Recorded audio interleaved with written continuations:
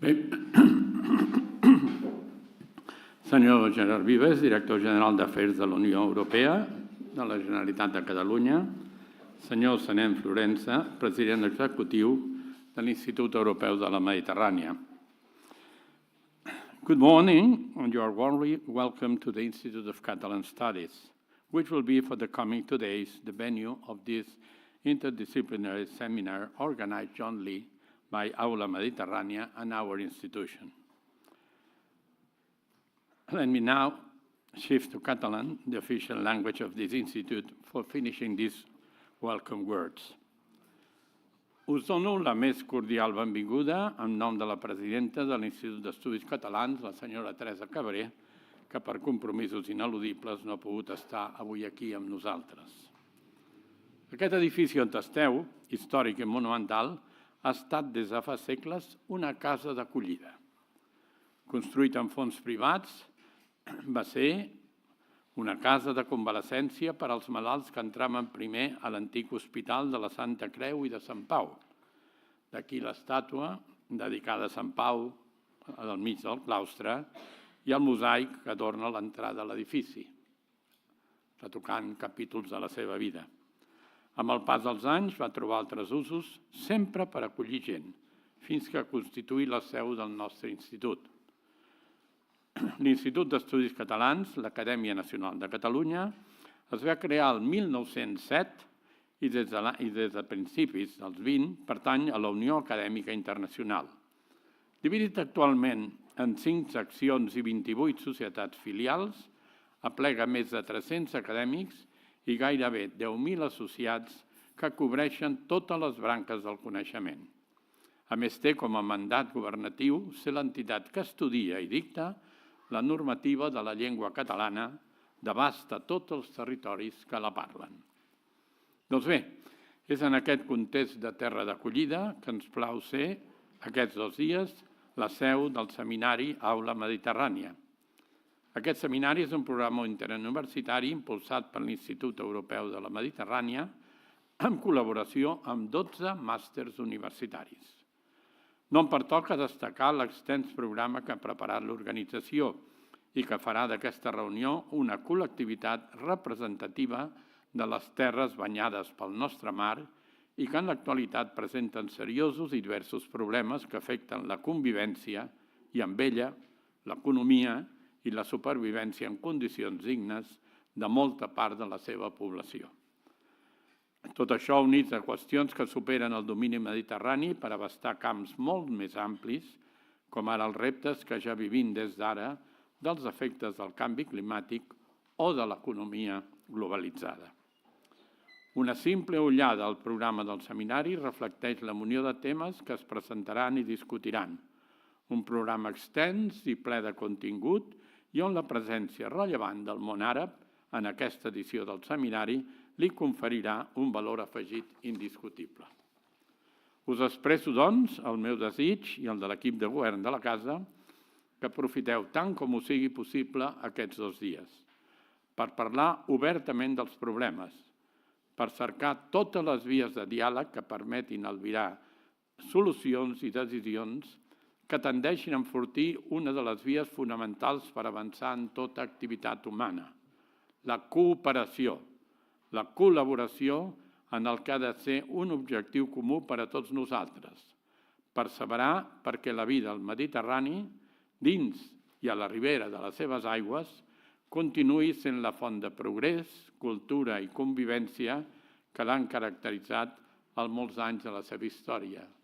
Moltes gràcies, bona sort, thank you very much and good luck. It's Grand Zealand.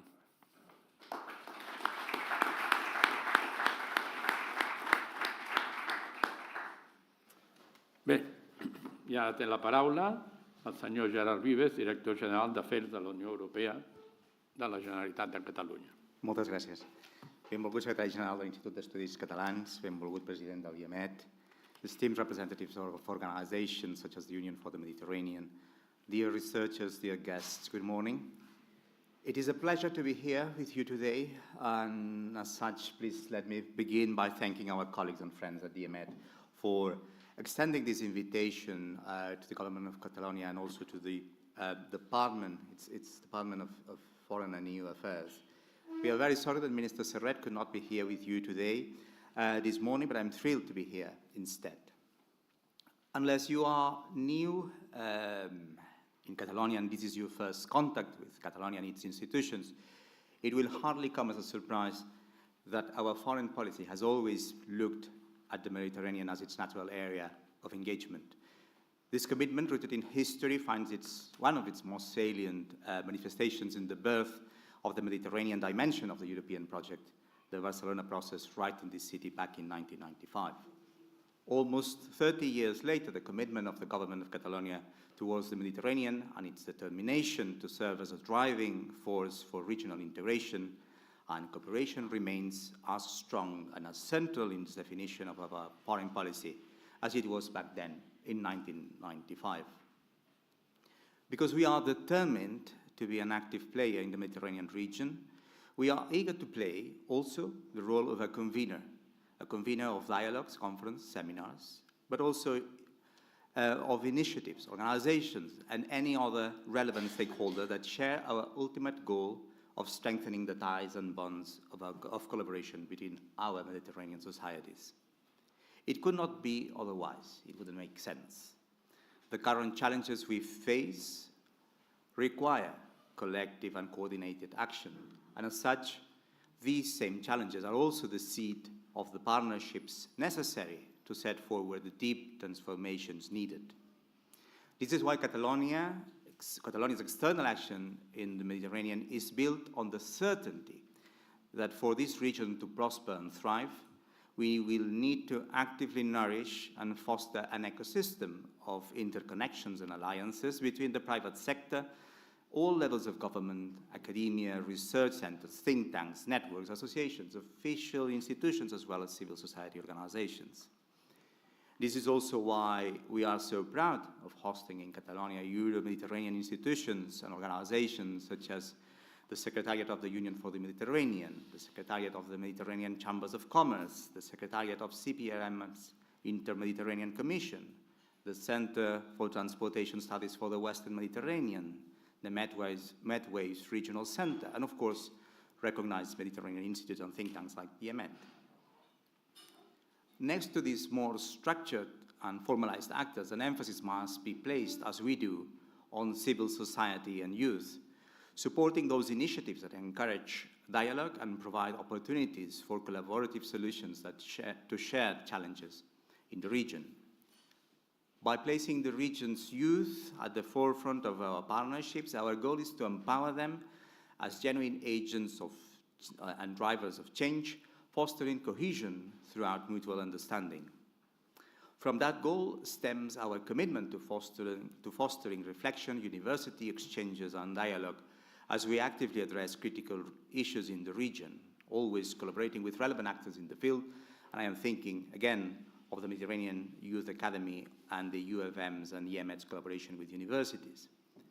These are not empty words. I believe that we do walk the talk.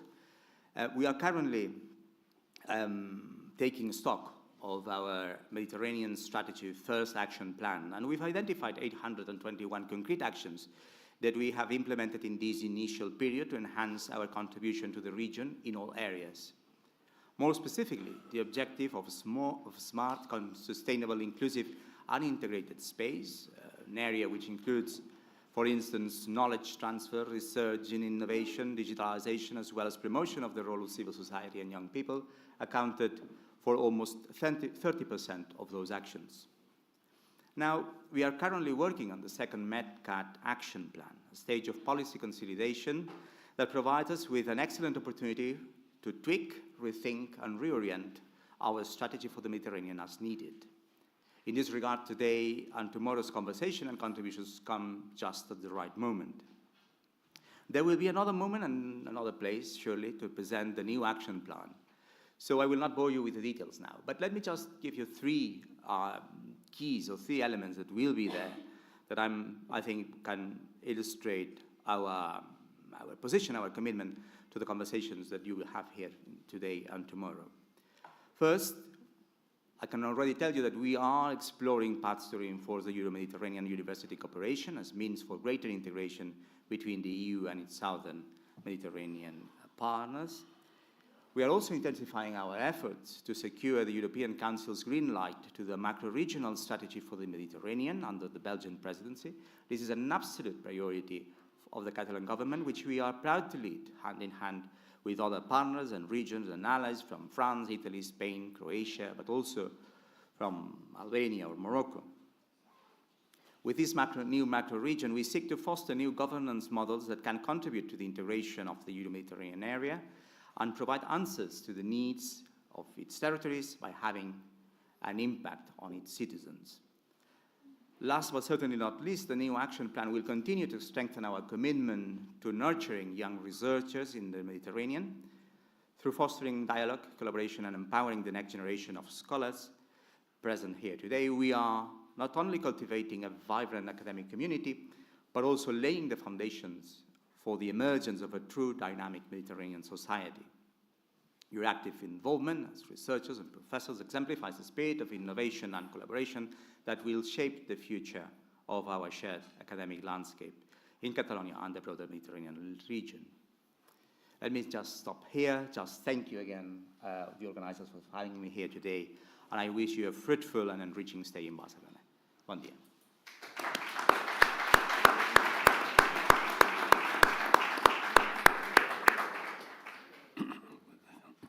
I ara té la paraula el senyor Senem Florença, president executiu de l'Institut Europeu de la Mediterrània.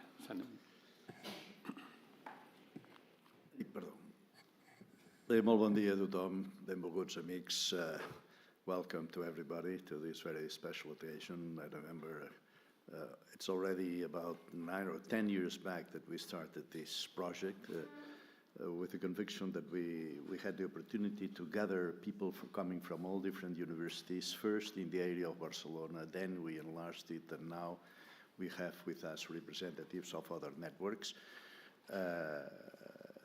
in the whole of the peninsula. I salute here people from the FIMAM and the universities in Madrid, and people coming from other networks, as Euromesco from all over Europe and the Arab world that will be here today or tomorrow in the thematic sessions.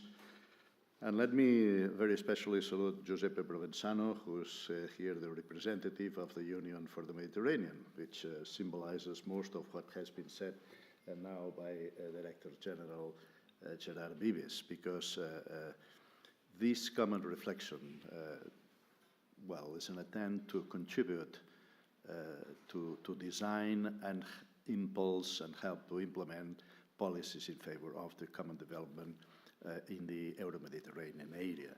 And so we thought that it was extremely important to engage the academia. This is why we are here, the academia of Catalonia, but not only that, but mainly, I would say, even the universities. This is why we have been together, you and us and everybody contributing to it. We have been implementing this program. As you know, we have first something which is in principle specifically thought for students, which is the series of conferences along the year, Aula Mediterrània. And each 2 or 3 sessions are prepared by one of the master's program, the faculty that's taking care of master's program in one of the universities, in principle in the area of Barcelona. And this is taking place in our premises at the IEMed. But then we have this seminar, which is designed mainly for faculty members and advanced students and researchers, so that each one of the as you know, of the sessions, thematic sessions, is organized by one of the masters and inviting some colleagues from other countries or continents even, in this common effort to reflect together on the Mediterranean issues. And then we have a third leg of the exercise, which are the prizes for a master's thesis by therefore advanced students which we will deliver later on today. So welcome to all of you to this special exercise that's been the Aula Mediterrània, and I thank you very much all the people who have been participating in its organization. First, the Institut d'Estudis Catalans, in its Secretary General, Àngel Massaguer, who are hosting this year's edition of this research seminar, Gerard Vives, in name of the Generalitat de Catalunya, and I see here and there in the hall, as I said, the UFM, represented by Giuseppe Provenzano, and most of the universities from many different origins. So, molt bé, doncs, you have simultaneous translations in case you need it, but Catalan is a universal language, so it's very easy to be understood by everybody. And furthermore, I won't say, in fact, anything you don't know. I would not pretend to do that because you know about all these things, at least as much as I could, and probably much more than I know. Ok, escolteu, doncs estem realment encantats d'arribar en aquesta novena sessió. Jo crec que és un exercici que ens ha anat acompanyant durant aquests anys. Us he de dir que almenys des del punt de vista de l'Institut Urbà de la Mediterrània és un exercici que ens sembla extraordinàriament valuós i fructífer, perquè sense això ens trobaríem en un món en què estem dins d'un bucle en què hi ha, diguem-ne, el que ara en diuen practitioners o policy makers, ve a ser més o menys el mateix, i think tanks, i no rebem l'oxigen d'un àmbit molt més ampli que és el de les universitats, amb tot el seu investigadors, professorat, amb els estudiants, sobretot els estudiants ja de postgrau, i creiem que això forma, diguem-ne, la terra nutrícia d'on pot sortir les iniciatives que ens permetin complir la nostra funció, si us ho dic des del punt de vista una mica egoista de l'Institut. L'Institut té com a funció proposar i impulsar polítiques que contribueixin al desenvolupament de l'espai euromediterrani en un sentit econòmic, social, cultural, educatiu, intercultural, etc. Aquells principis que evocava abans el director general Vives, que venen des de l'origen del procés de Barcelona. L'IEMed s'ha sentit sempre no només impulsor des de l'origen, sinó partícip realment d'aquests que en diríem valors de Barcelona, de la declaració del 95, i per tant estem molt agraïts de la contribució que hi fan totes les institucions estrictament acadèmiques, perquè, com dic, és la terra nutrícia de la que pot sortir el que si no foren una mica elucubracions massa institucionalistes, diguem-ne, entre els policy makers i els think tanks que venen a tenir una sinergia probablement massa propera i que, per tant, allunyar-nos una mica, al confondre'ns amb tot l'espai acadèmic, doncs és probablement un exercici extraordinàriament interessant. Bé, no em vull allargar massa amb tot això. Jo crec que, com sabeu, la programació es composa d'aquestes... Aquest any hi ha una innovació important i és que hem recuperat una antiga tradició de l'Institut. La Gemma Varell, que hi havia estat llavors, ens ha volgut també reviure-ho especialment, aquells exercicis que havíem fet, que en dèiem Researching the Mediterranean, i que havíem publicat alguns volums fa ja bastants anys, perquè continuem pensant que és important això, intentar federar els investigadors sobre temes mediterranis i també discutir sobre com dur a terme aquestes investigacions, que és el del que va aquesta primera jornada que hem inclòs aquest any i que no hi era altres anys. Abans, quan ho havíem fet separat d'Aula Mediterrània, que era fonamentalment, diguem-ne, les sessions temàtiques que es desenvoluparan fonamentalment demà.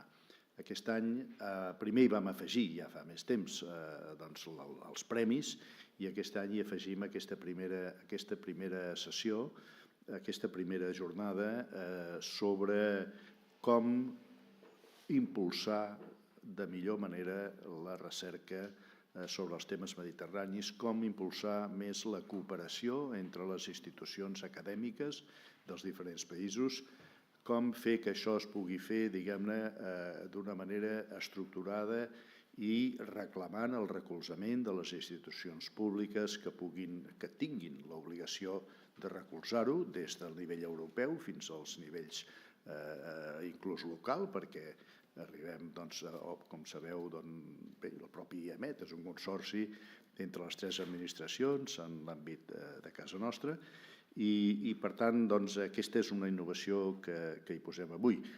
Les sessions de demà, ja heu vist la programació, són tan excel·lents i tan interessants que sempre hi ha aquell problema de que hem de fer sessions paral·leles perquè puguin, en un temps raonable, dur a terme tot el programa, però que et deixa llavors amb l'angoixa de quina de les sessions paral·leles assistir perquè totes elles tenen un enorme interès. Jo us ho agraeixo, com que després això ho gravem, al tanto el que dieu, etc., bé, intentarem tornar-hi per reflexionar més adequadament. Finalment, bé, aquest any, a més, jo diria que abans, com comentàvem amb algú, jo crec que era amb el Giuseppe Provenzano, que de vegades les coses es posen massa interessants i certament estem en una situació en què no només la situació internacional i molt especialment en l'àmbit mediterrani i perimediterrani, diria, s'està posant excessivíssimament interessant. Tenim 2 guerres en marxa, es confirma, per desgràcia, una vegada més, que la Mediterrània i l'Orient Mig és l'epicentre de la inestabilitat internacional. Bé, i a més jo diria que en tots 2 casos, tant en aquest perimediterrani al que m'estava referint, cap a la Mar Negra i cap dalt, a Ucraïna com a Gaza, bé, la situació és angoixosa, perquè veiem com n'és de difícil de fer prevaldre els principis del dret internacional. Aquí tenim eminents figures d'aquesta disciplina.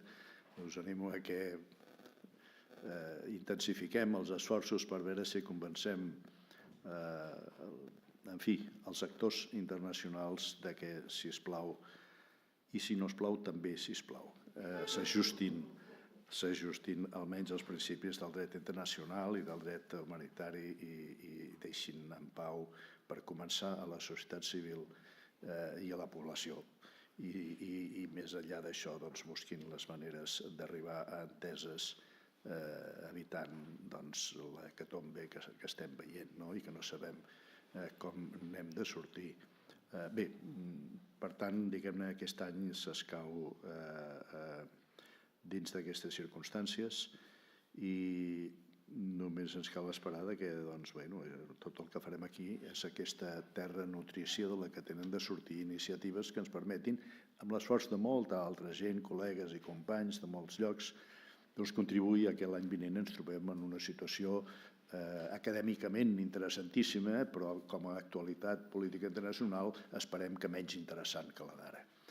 Bé, dit això, jo puc saludar, com deia, el Secretariat de la Unió per la Mediterrània, el Foro d'Investigació sobre el Mundo Árabe y Musulmán, la FIMAM, que veig aquí alguns amics i col·legues d'altres universitats, d'altres llocs, i per tant desitjar-vos, com han fet els companys de taula, un seminari interessant, profitós, i que els que heu vingut de fora, aquestes pedres venerables ens il·lustrin i ens inspirin per trobar la millor proposta de solucions, perquè aquest seminari és una mica més acadèmic, per definició, del que acostumem a fer a l'IEMed.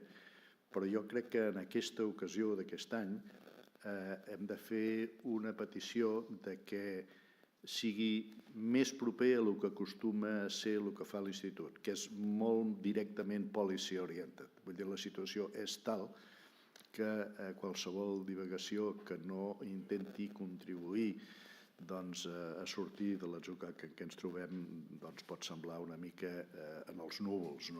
Jo crec que cal pujar als núvols per veure les coses des d'un punt de vista d'una alçada humana, intel·lectual, moral, etc., adequada, però també incidir com sobre el terreny podem proposar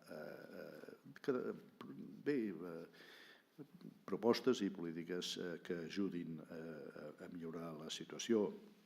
I això es pot fer no només amb aquells temes directament relacionats amb les polítiques aplicables sobre el terreny. Moltes vegades, més ben dit, de la meva manera de veure-ho, sempre per trobar les solucions hem d'anar a l'origen de les coses. I, per exemple, hi ha sessions aquí que són més d'actualitat i d'altres que són més història o que són més, inclús diria, una mica historicistes. No penso per això que sigui menys útil per entendre la realitat actual. Ens cal, en l'àmbit acadèmic, regular una mica en la perspectiva per veure el camp més ampli i trobar les propostes, bé, primer les anàlisis i enteniment de la situació i les propostes més adequades. Per tant, moltes gràcies a l'Institut, moltes gràcies a la Generalitat, gràcies als que esteu en aquesta primera jornada d'avui i, per tant, us desitjo simplement un profitós i agradable seminari inspirats per aquestes venerables pedres de l'antic Hospital de Sant Pau que ens ha de guarir una mica a tots, no només de cos, sinó també d'esperit. Gràcies a tots.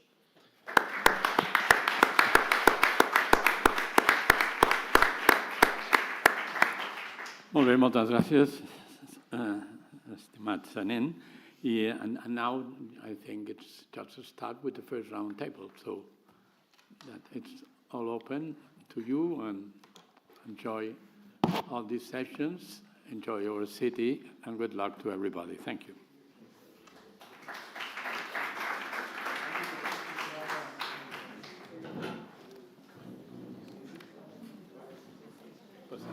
Molt bé. Igualment. Moltes gràcies.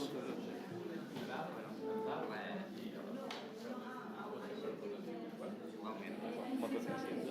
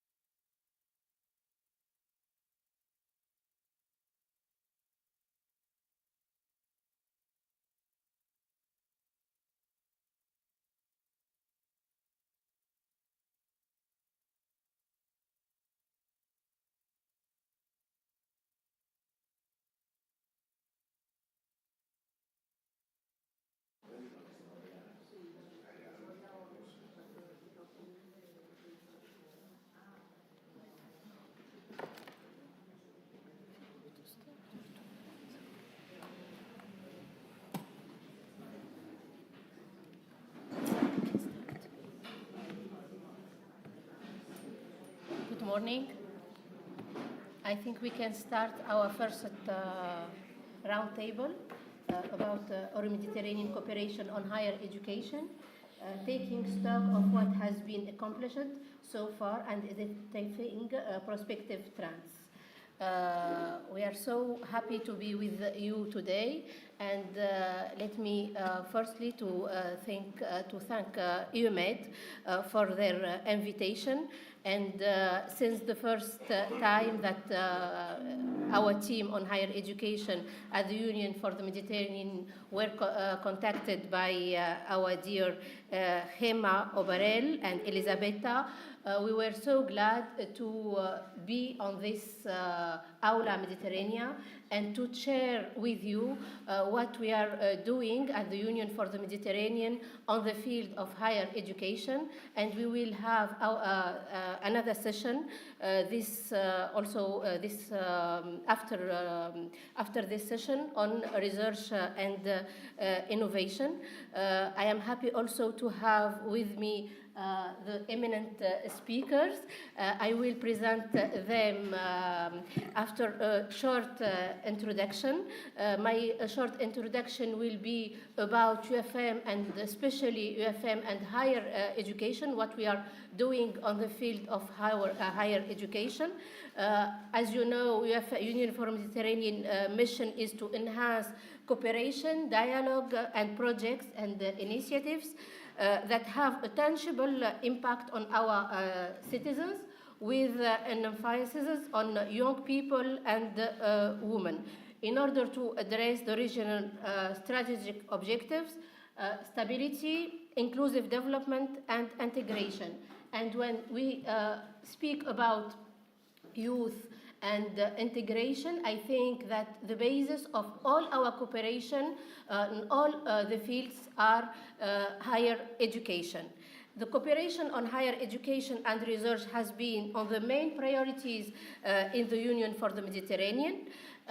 We know that while the 27 Cairo Ministerial Declaration on Higher Education was adopted still in the framework of the Euro-Mediterranean Partnership, but since the creation of the Union for the Mediterranean, the organization has been active on the field of higher education through an informal regional dialogue on internationalization and mobility. We are working to have the first UFM ministerial on higher education. That this ministerial should lay the basis for a renewed and better structured regional cooperation on higher education.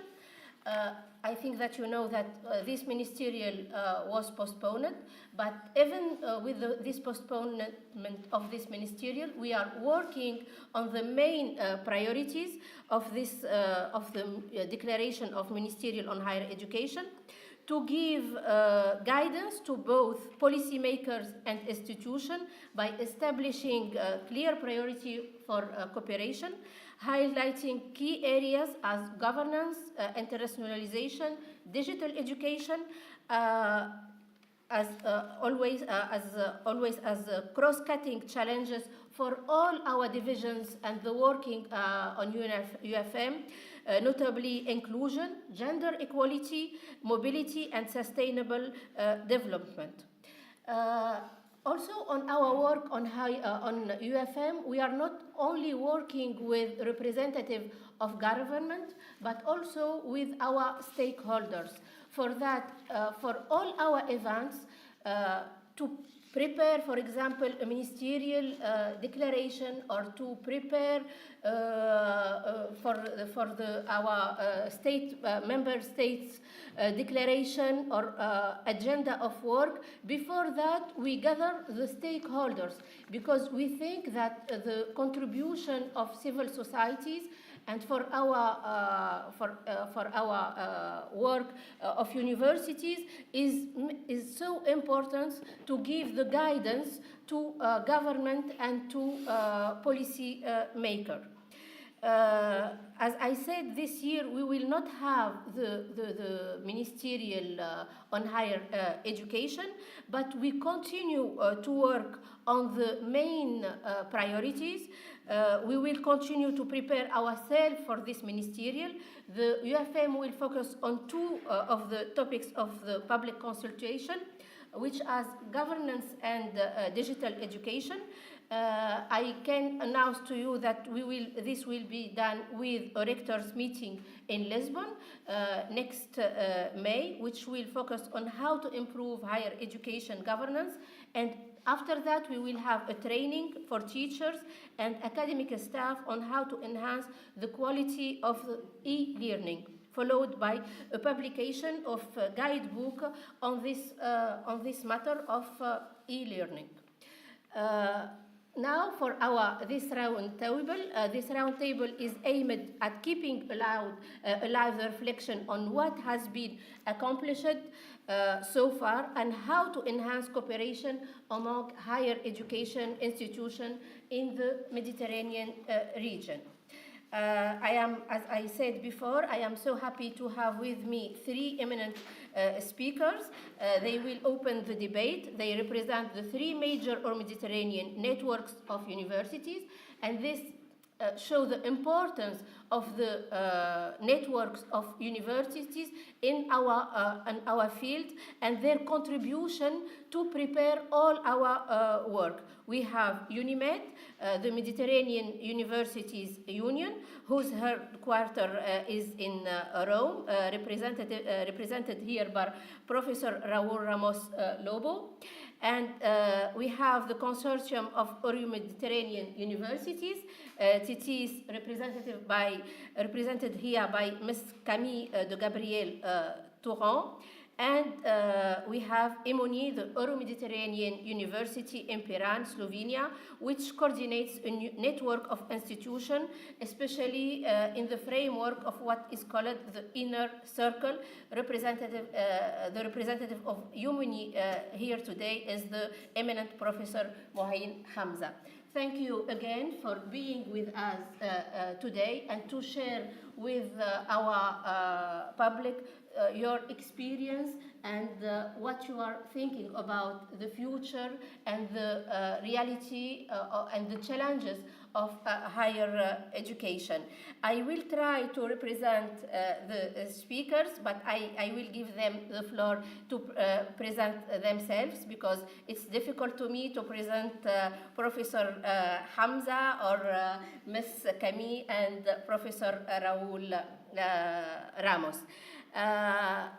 Professor Mohain Hamza is the Secretary General of National Council for Scientific Research of Lebanon, where he has launched several research and capacity building programs. He has developed a fundamental science policy program for Lebanon.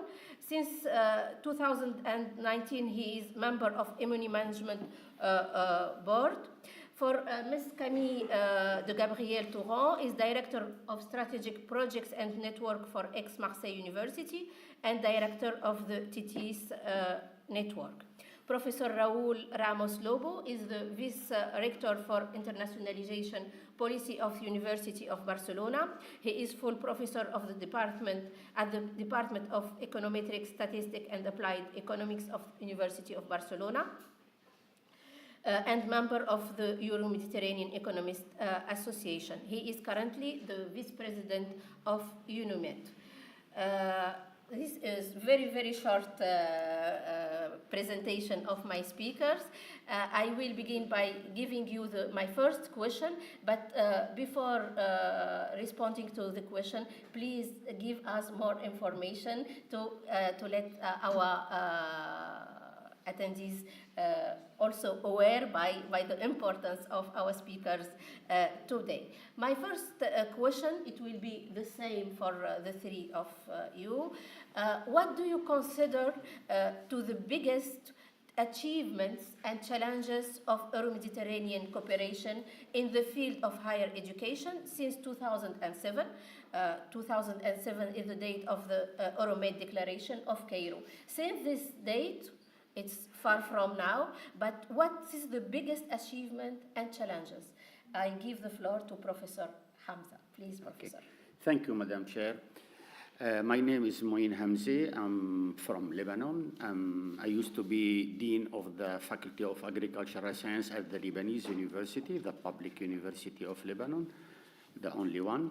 And then I passed to be the Secretary General of the National Council for Scientific Research. So I'm now retired from CNRS Lebanon. And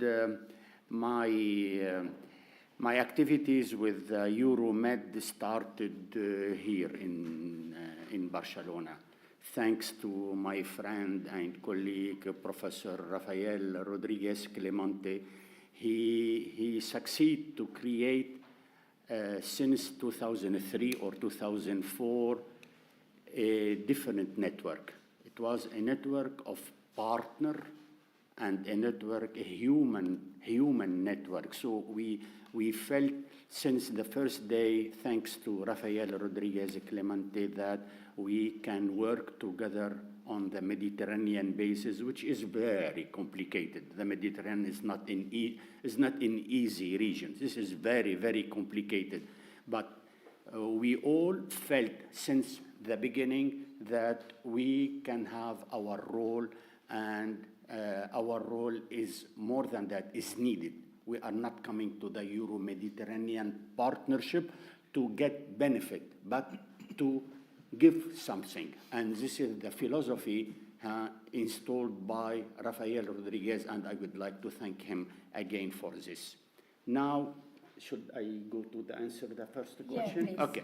For the first question, I think the Euro-Mediterranean region has long been a focal point for cooperation and collaboration across various sectors, including higher education, of course. As we gather to assess the progress made in this domain, it's crucial to evaluate the accomplishment, challenges, and the future prospects, particularly within the universities of the East Mediterranean country. I will focus mainly on the East and South Mediterranean University. In general, globally, for me, the most important accomplishment are four. We succeed four main accomplishments. Increased mobility. Mobility, this is the jewel of the Euro-Mediterranean cooperation. Increased mobility, joint program and research initiative. It was possible through the Euro-Mediterranean, which we think we never dreamed that we can build a cooperation between a consortium including Spain, Italy, Germany, France, Sweden, Mauritania, Tunisia, Morocco, Lebanon, Syria, and Jordan. At a time, it was a dream. How can we work together? But we succeeded. So joint program and research initiative was one of the main achievements of the EuroMed. For me, the third one was the capacity building. Capacity building, the various initiatives taking to enhance the capacity of universities on the East Mediterranean have led to improvement in infrastructure, teaching methodology, and academic standard. What can we expect more? If this cooperation succeed, such improvement on the structure, on the governance, of course, and in the curriculum of this university. The fourth one, the policy harmonization. Policy harmonization, it is steps have been taken to align higher education policies and regulation.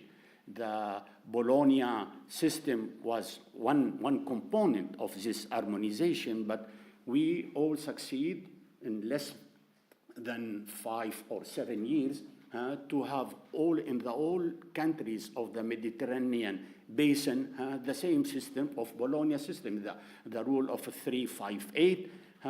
We have some observation about this, is it good or not, but it was good to have in harmonization of our system and to facilitate the equivalence of degree and of diploma and of the education system between between the countries of the two shores of the Mediterranean.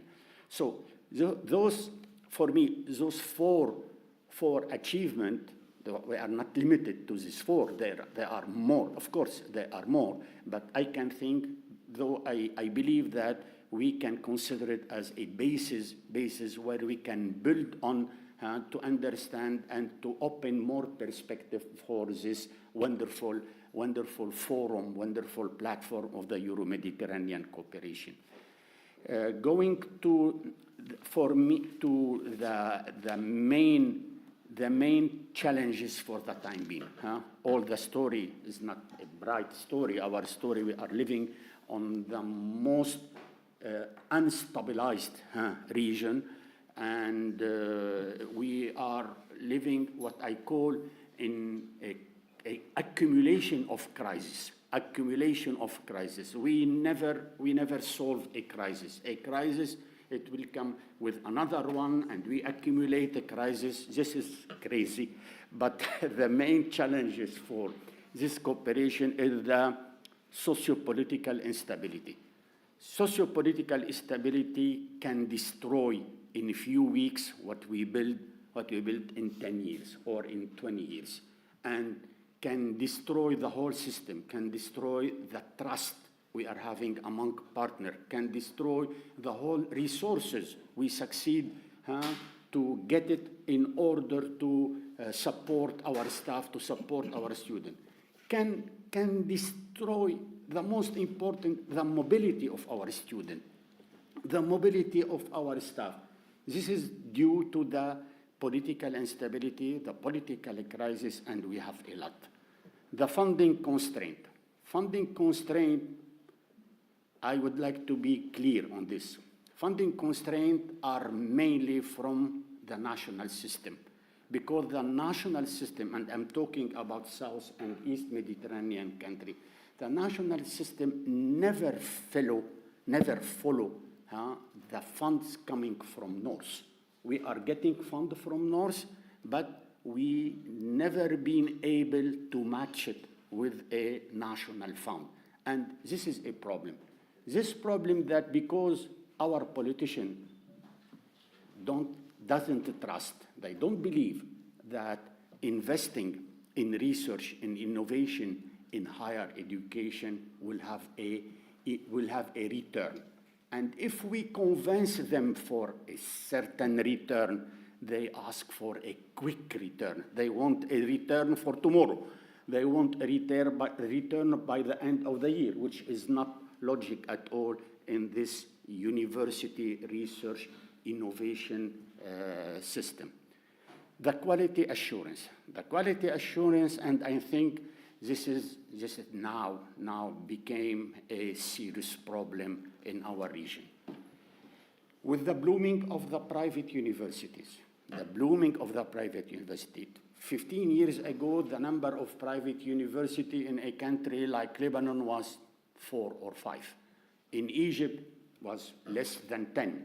Now, I think we can count in Egypt more than 100 private universities. I can count in Lebanon, 4 million population. We can count on Lebanon more than 50 private universities.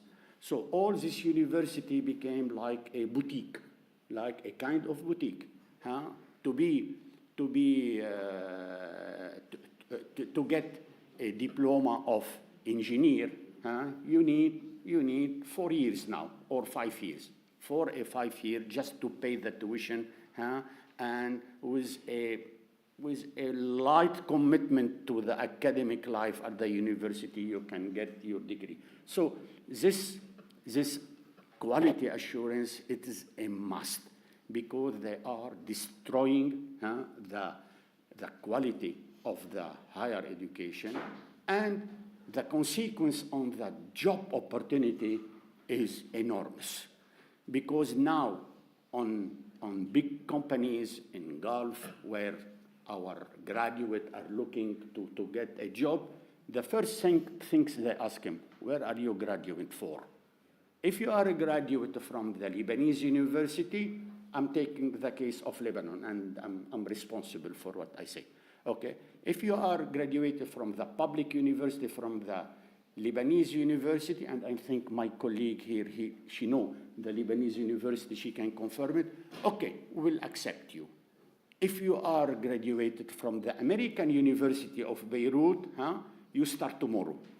If you are graduated from the, and I can say it from the LIU, Lebanese International University, which is a real high school, not a university, no, go and look for another job. So the difference, there is a discrimination now, a discrimination which is tough to the graduate. He spent 4 years in a university, and the degree he get will not give him the opportunity to get a job. This is the drama. This is the most important things we have to look after, and this is a responsibility of the national system.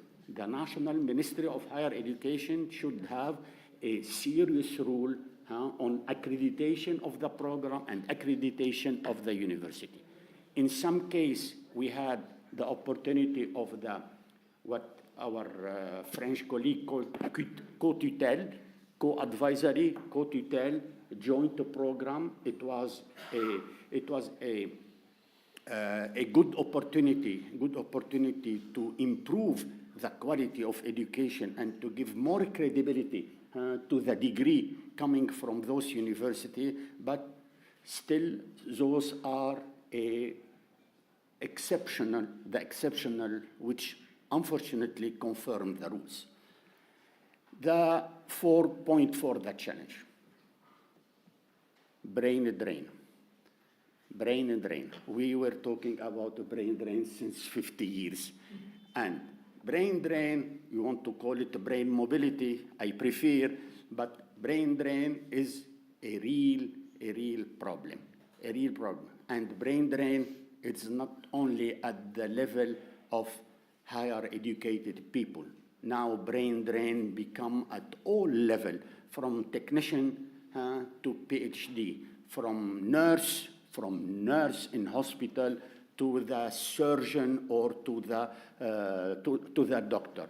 So this brain drain is not only due to the economical situation in our region. It is a main issue, the economical situation. We cannot ask a professor at a university, even in Beirut or in Egypt now, to accept to have a monthly salary of $200 or 200 euro. This is unacceptable, 200 euro. Now this is the actual salary of a professor at the university in Beirut. At the private university, he can go up to $1,000, not more than that. So this is not competitive. This is not competitive, and this is not enough as to convince people to stay. So they can move for this economical reason. But there is another one. There is another one. The quality of the life, the democracy, the freedom of expression, and getting out from some fundamentalist ghetto. There is some fundamentalist ghetto people, educated people, are afraid of, and they want to go out to stay away from this. I think this is enough for me, and thank you. Thank you, Professor. Thank you, Professor Hamza. In my part, I share with you all, I agree on all what you said about challenges. Perhaps about what we achieve, I am not so satisfied as you.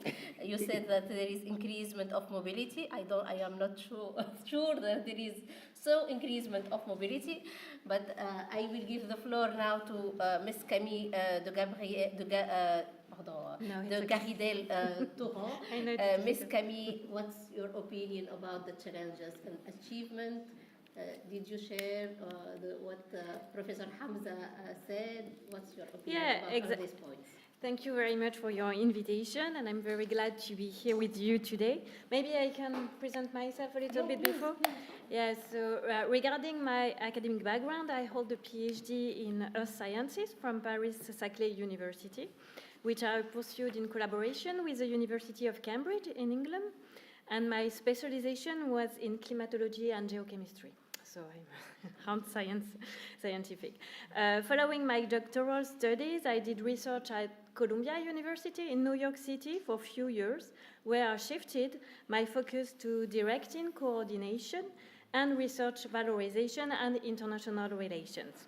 I was vice president of a European nanosafety cluster on nanotechnologies, and I was also appointed by the European Commission as a co-chair of a European network on data management and digital technologies. And since 5 years, I'm working at the International Relations Office in Aix-Marseille University and acting as the director of the TESTIS network, and I'm really involved and specialized in the Mediterranean and African cooperation for Aix-Marseille University also. So yeah, thank you for the presentation of Professor Hamze. I'm totally agree with what Professor just said. So, but I can talk about what I really observed since few years and take it into account for me from a practical point of view, because I'm really now specialized, in the managing of the project and the cooperation with the Euro-Mediterranean cooperation. So I think, one of the biggest achievements was the establishment and growth of collaborative network as TETIS network and partnership between universities. And these partnerships have really facilitated academic exchange, joint research projects, as Professor Hamze said, and student mobility. One initiative, such as the Erasmus Mundus program, have played a crucial role, I think, in promoting mobility and cooperation among students and academical staff from both sides of the Mediterranean. It has contributed to the internationalization of higher education institutions and the creation of a more interconnected academic community. Considering the mobility program, since 2015, the International Mobility Credit really did a lot for the students and staff mobility. And also, I can talk about the capacity building in higher education program, which really played their role, and there was over 1,000 projects in the Southern Mediterranean. So, as also Professor Hamze said, I think the co-tutel and joint diploma co-tutel is really important in France, and so it increased a lot. The joint degrees also, for example, for Aix-Marseille University, we had more than 12 joint master with the southern universities. And I think the last biggest achievement, in fact, I don't know if it's is related to the COVID crisis. And that really, since 2019, we really see an improvement in information and communication technology and the blended learning, with the BIP branding intensive program from Erasmus. So yeah, this is, I think, one of the biggest achievements. And considering the challenges, there's a lot to say, because in fact, I worked every day with the challenges of the Euro-Mediterranean cooperation. As Professor Hamze said, I think political instability and socio-economic disparities is really the highest burden, and it requires continued effort to promote dialogues, harmonize education system, and to provide support for student and academic staff. It begins to be really difficult in some area. The financial barriers also, because sorry, I always think that Professor say the same thing, but the mobility of students and academic staff remains on Erasmus Plus funding, mostly. Bilateral funding, we are really missing. Even if we have some national program, it's really difficult to have funding for people from the Mediterranean to Europe. The knowledge also and expertise on how to use these mobility funds lacks of precision. I mean, a lot of person in the universities doesn't know really how to apply all the European rules and everything. So I think this is one of the biggest challenges also. The bureaucratic hurdles and administrative complexities also often impeded the implementation of joint programs and initiatives, because we have a lot of administrative procedures. And even for French staff, researchers, sometimes they said, oh no, we don't want to do this project because there is too administrative complexities, we have too many formulas to complete. And so we have to really motivate them in order to be involved in that kind of project. And the last thing I can talk about is in France, since 2018, the French government voted to introduce differentiated tuition fees for non-EU students. So, and now there is the immigration law. I don't know if you have heard about it in France, since January 2024. And now students from non-European countries should pay differentiated tuition fees, which are quite a lot, because it's between 2,000 euros, from 2,000 to 3,000 euros per year. Okay, this is not the tuition fees of the American, of the England universities, but for people from the Southern Mediterranean, it's still a lot. And but Aix-Marseille University have exonerated from these fees until now all the students from the Southern Mediterranean countries. But now with the new law, French law immigration, we don't know if it will be possible in the future. So I think that's also a challenge. Thank you, Dr. Camille. Thank you for raising this point that shows the role of networks, that the voice also of students, not only from the northern country, but also from the southern countries, is raised by networks like TTIS, and I am sure also with IEMed and with EMONI is the same. Let me now address the same question to Professor Raoul, but please, Professor, can you introduce yourself before? Thank you. Okay, so good morning.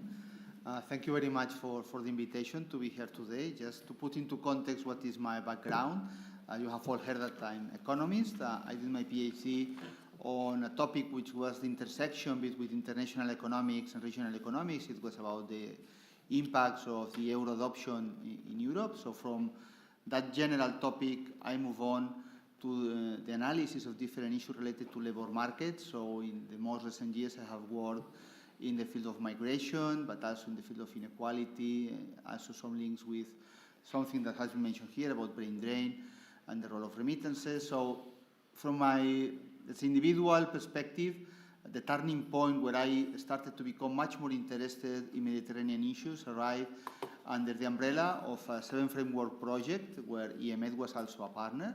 I had the pleasure to work with Mr. Javier Albarracin on a project that was directly related to analyze the impact of the European neighborhood policy.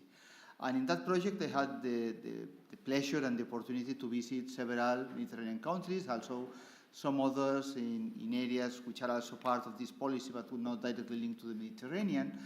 And the challenges and the kind of questions that were dealt into that project have somehow guided my later research. Yeah? And then at some point I become involved into managerial positions at the university, and then let's say that both worlds converge into this topic of interest. So I really think the opportunity to be here today also to share with you the positions of IEMed. Later on, I will give more details, but just following on the exact question that the moderator has asked us, I think that the document that you should all read in case you want to have this overview of what has been the biggest achievements is the UFM report that was published in July 2021 with the cooperation of IEMed. It was the work of an in-depth analysis of the situation in 10 countries with several surveys to different, let's say, roles within universities, higher education institutions, but also some focus groups, and with a very clear focus to analyze what were the main achievements and also what were the main challenges. Professor Hamse has already summarized some of the issues that were highlighted into that report. But for sure, what is more interesting is that the 4 issues that he has mentioned were directly related to the implementation of the Erasmus Plus project. I think that this was the main achievement during that period. And it's important to remember that the expansion of the program was coming just after the Cairo conference, as you have already said at the very beginning. So from our point of view, from the point of view of IEMed, what is interesting is that we are able to organize a new ministerial meeting, as is already in the agenda, but it was also for last year and it was not possible, so let's see if this time we succeed. Because I think that this is what we really need at this moment. We need a new push in order to overcome some of the difficulties that we have. And the challenges are clear, are the ones that my previous colleague have already mentioned. But from that perspective, I would just only want to add that the challenges that young generations are experiencing in South Mediterranean countries are the same that we are facing in the north, with different levels of intensities, but this idea of not having enough opportunities, of this idea that the capacity of social mobility has going down for newcomers is behind everywhere. This level of disagreement of what is happening in the society that creates a field for disinformation, a field for a situation where we need to act as higher education institutions to try to generate new educational programs that are more adapted to the real needs of the productive structures that we have. So skill mismatches is one of the main issues that we need to tackle in the future. But at the same time, the capacity to generate new space for students' participation. I will talk about that later on, but I think that these are the main challenges I want to share you at this stage. Thank you. Thank you, Professor.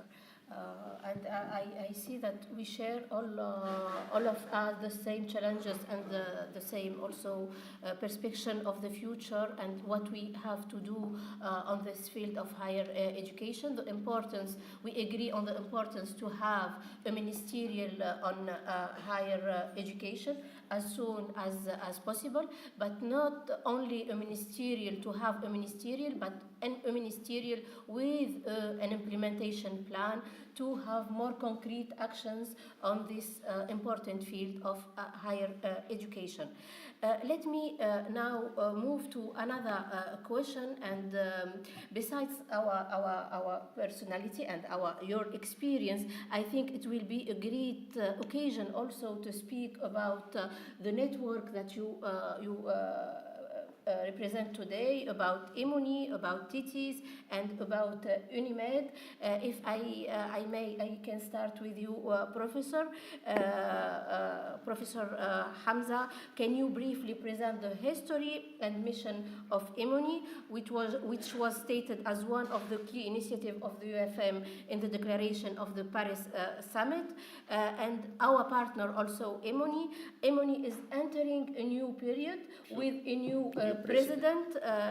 He will start his mandate in April. What do you think about the main challenges for IEMed in this new phase, and to present also to our public IEMed in briefly, please, Professor. Thank you, Madam Chair. IEMed, the Euro-Mediterranean University, was established in June 2008 to advance cooperation in higher education, following up on the objective of the Catania process of 2005 and the first Euro-Mediterranean Ministerial Conference on Higher Education and Scientific Research held in Cairo in June 2007.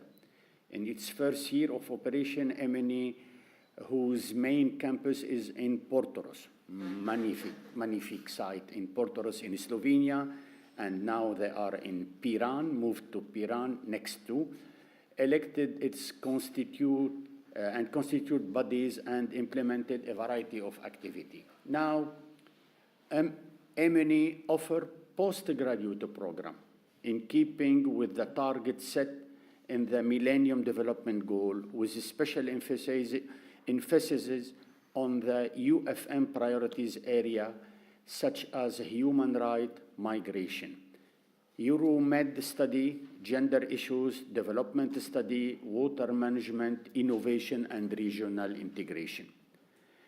Moreover, through a cooperation network of 142 institutions from 37 countries in the Euro-Mediterranean region, MNE working with the co-funding institutions, sponsor conference, discussion, and similar events aimed at increasing its visibility and promoting the establishment of a unified higher education area in the Euromed region. In order to ensure the success of the MNE project and a smooth start to its operation, financial support was assured by the government of the Republic of Slovenia. It remains the same. So far, the Republic of Slovenia is the main founder of the main financing body of MNE. The European Commission and the MNE Foundation through the contribution of all different universities, member of its General Assembly. The vision is to aspires to contribute to sustainable development, peace and prosperity in the Euro-Mediterranean region. The mission is to establish as an international organization, MNE act as a powerful force to bridge the shores of the Mediterranean. I will not give you more detail, but I think you will be interested to understand what kind of master program we are teaching in MNE for the current academic year 2023-2024. MNE has a master study program in international business communication, a master study program in kinesiology of human performance, a study program for further training in the Euromed Innovation and Entrepreneurship Diploma, and the Euro-Mediterranean Innovation Camp with the cooperation of another Euro-Mediterranean university in Fez in Morocco. MNE participate as a partner in the Advanced Master on Sustainable Blue Economy with the University of Trieste in Italy, a summer school on sustainable blue economy, cooperation as a partner in international project of the Erasmus program, and a project where MNE is coordinator, a project from Horizon 2020 and other. MNE was able to be a coordinator in those projects and to play its role with other universities. Quickly, what were the main achievements of MNE since its establishment? Is to enhance regional cooperation. This is true. Academic mobility, because they are using students on co-tutel and co-advisory and courses, joint courses between different university members. Joint research program, thanks to the Horizon 2020 program and other EU program, capacity building, of course, and policy advocacy, especially in innovation now and in the harmonization of the governance as a consultant to help other universities in building a fair system of governance. Constraint. The constraints are mainly the funding limitation, because the fund coming mainly from the Slovenian university, and our colleague Joa Lobo, he's a member of the management board with us. He knows how we are struggling with a small amount of money to do a lot of things. Political instability in the region will not facilitate mainly to guarantee some scholarship coming from the host country to send their student abroad. Language barriers, but I don't believe anymore it's a real problem, the language barrier, but they can accommodate themselves with the English and sometimes with some Arabic courses. For the perspective, I prefer to go directly to, because as mentioned by Mrs. Abi Abdallah, we just elect a new president 1 month ago for EMENI, and he succeeded to an Egyptian colleague, very well known in Barcelona, Dr. Abdel Hamid al-Zuhairi. You know him, we all know him. And now we have a new president who will take his office by April 1st or April the 2nd. And Rado Bohing, he has myself as a member of the management board. I will ask him the first day the following question: how can he maintain stability and reliable funding? This is very important. And more importantly, since he is Slovenian, how he can guarantee an additional support from the government of Slovenia.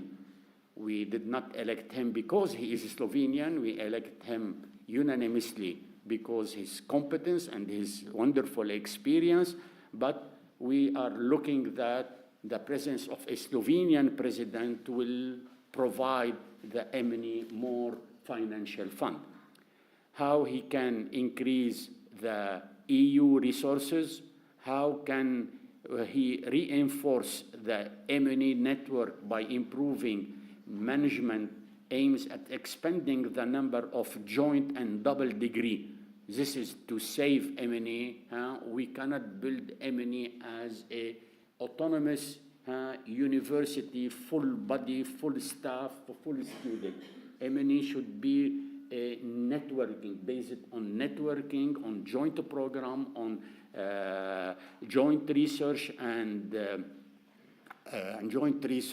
in different thematic, very variety, how he can strengthen the R&D cooperation, and how can he expand the number of study program qualitatively, and to maintain the excellence of their program.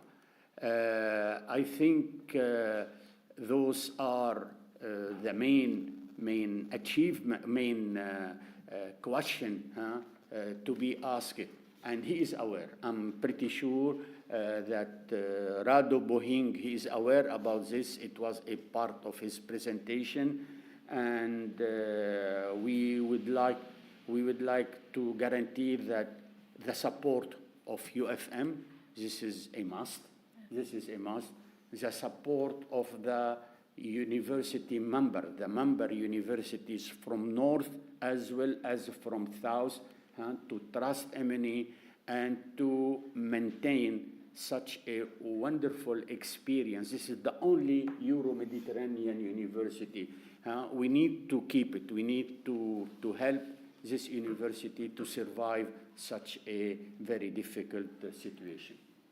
Thank you, Professor. As for the EMENI, as you know, and we said all the time that, and my colleague Joao, on all the times when he participates on the management board, and also our Secretary General in his speech present EMENI as a flagship project of UFM, and be sure that you can count on UFM support. And I think that Professor Bohing will be more than welcome to be here at UFM, and we count also on your advice and the advice of all the members of management board to give him the opportunity to succeed on his mission. This mission is the mission not only of him, but of all EMENI any university. Now I will move to Dr. Camille and to speak about a little bit about TTs, to present to our public TTs the mission, the history of TTs, and the next TTs General Assembly will take place in May in Madrid. Can you tell us which main initiative of collaboration that we will be discussed in Madrid? The project can be highlighted as the most relevant, and also recently Professor Isabelle Régnier participated in UFM workshop on gender equality plans. Can you tell us how gender equality is promoted within your university and the network, and all about TTs, if you want to present the project, the main project, briefly, if you please. Thank you. So, yeah, that's quite a lot to tell about TTs, so I will try to be short. So the TTs consortium was created in 2000 by 22 universities from around the Mediterranean, and it is a network coordinated by Aix-Marseille University. This is one of the oldest Mediterranean network. So to date, the network includes more than 75 partner universities across 19 countries, and its objective is to promote collaboration in higher education and research, and to facilitate exchange and sharing to enhance a sustainable future in the Mediterranean. So our main missions involve project developments, capacity building, training, student collaboration, and promoting our activities. So there are three key elements of the TTs network. So the first of all, one of the objectives is to foster international large-scale collaborative projects. So typically the projects are discussed, selected, and co-constructed during the general assemblies. And this is how nearly 40 collaborative projects were funded for more than 40 million euros. So in addition to, so I will come back about the projects. But in addition to project developments, we have implemented student assembly. So since 2021, we have organized student assemblies by providing a favorable environment for meetups and develop a TTs student network. So for example, in 2022, at the Forum des Mondes Méditerranéens, Mediterranean World, it was on the initiative of the French President, Emmanuel Macron. More than 30 students met in a general assembly to reflect on university cooperation in the Mediterranean. And at the end of this unique meeting, a declaration was issued with various proposals by the students. So you can find this student declaration on our website if you're interested in. It's very interesting. And in 2023, the students met again in Sousse, in Tunisia, and participated for an entire week to an entrepreneurial summer village. And there will be also the next student assembly during the Madrid assembly, General Assembly. And the third key point of the TTs network is the Erasmus project training cycle that we have developed. In fact, the objective is to support both teachers, researchers, and administrative staff within the network in order to give them some information about opportunities and priorities of the Erasmus Plus program, to offer networking support for participants, and for the detection of ambitious new projects. So since 2022, two training sessions were provided. The first one was in the University of Hassan II in Casablanca, and last year in the University of Sousse. And up to date, more than 130 professors and administrative staff have been trained, and we had to refuse, in fact, a lot of person because we couldn't do a training for more than 50 to 60 people. So for the project, we have contributed to many projects, but if I have to highlight a few, I can talk about the latest one we have achieved. So I will present after in more detail the We4Lead project, which is about gender equality. I can talk about the ongoing capacity for higher education project, AfriConnect Plus. It's a project with Moroccan and Senegalese partners about the Internet of Connected Objects. And I would like to present this project because it is really an example of good practice. In fact, this project is a continuity of an international mobility credit project and followed by a French program which supports the development of higher education in Africa. And then we developed a capacity project. So this project shows the importance of co-constructing exchange and collaboration, starting with small-scale projects and eventually developing ambition and key projects. So bilateral collaborations can serve as valuable test beds for overcoming obstacles to internationalization. I can talk also about the We4Lead project. So We4Lead project is a capacity building for higher education, which began in 2023. It was really developed and co-constructed within the TETIS network. In fact, it is a really ambitious project, and so it took more than a year to really construct it. And we are really proud of this project. It is coordinated by Aix-Marseille University with Isabelle Régnier, which is a vice president for gender equality. We've got 9 partners for 6 countries: Algeria, Lebanon, Tunisia, Spain, Italy, and France, and the RESUF also as an associated partners. So its aims is to increase women's access to the highest decision-making position in order to contribute to fully inclusive governance and management of higher education institutions. In Aix-Marseille University, there is also a service for equality. So it is directed by Isabelle Régnier. And in fact, it seems really necessary for the university, which is strongly committed to this issue, to create a department fully dedicated to the prevention of such violence. And this internal independent is very important. This service is independent, is unique in France, making Aix-Marseille University a pioneer in this field. And I can give you an example. Since the launch of this service, the number of declarations has significantly increased from 25 before 2022 to more than 300 in 2023.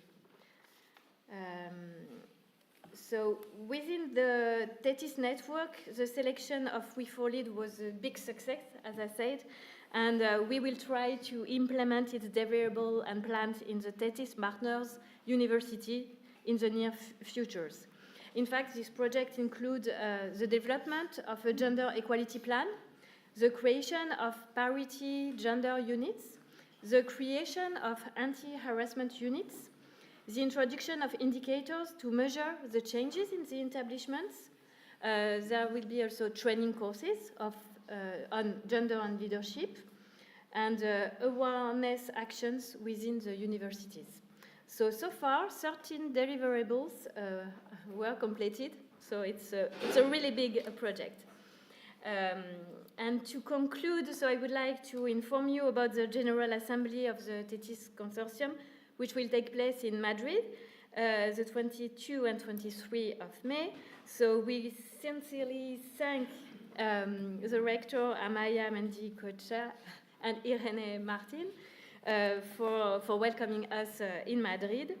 And I would like to draw your attention on the special session on climate change from an interdisciplinary perspective with a PhD workshop with students coming from the TETIS Partners University. And so the program will be presented soon, and you are all invited to this General Assembly. Okay, thank you. Thank you, Dr. Camille. And let me also add that every year at VFM we receive students from University of Aix-Marseille, and we encourage also the representative of universities here present at this event also to contact us at VFM, and we will be more than happy to receive students and to present to them the work that we are doing at VFM, not only on the division of higher education, but also on the other division on gender equality, environment, climate change, economic development, and all what we are doing on the Mediterranean region. Also, as you mentioned also Resuve, we are working with them and with Kauthar also on this question of gender equality. And on beginning of February, we organized with Kauthar an event on gender equality and Nexus, on the occasion of the Water Forum that took place in Tunisia.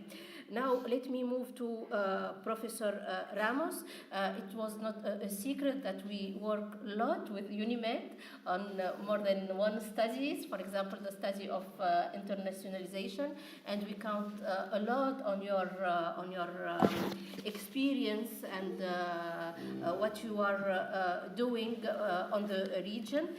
My question is about the priority areas for UNIMED. Which project and initiative of the network are the most relevant? I know that all your projects are relevant, but what you want to present today during this session, and what is the value, added value for the University of Barcelona of being member of this network, UNIMED? I know the added value, but let also the public present today to know it, please. Okay, so thank you very much.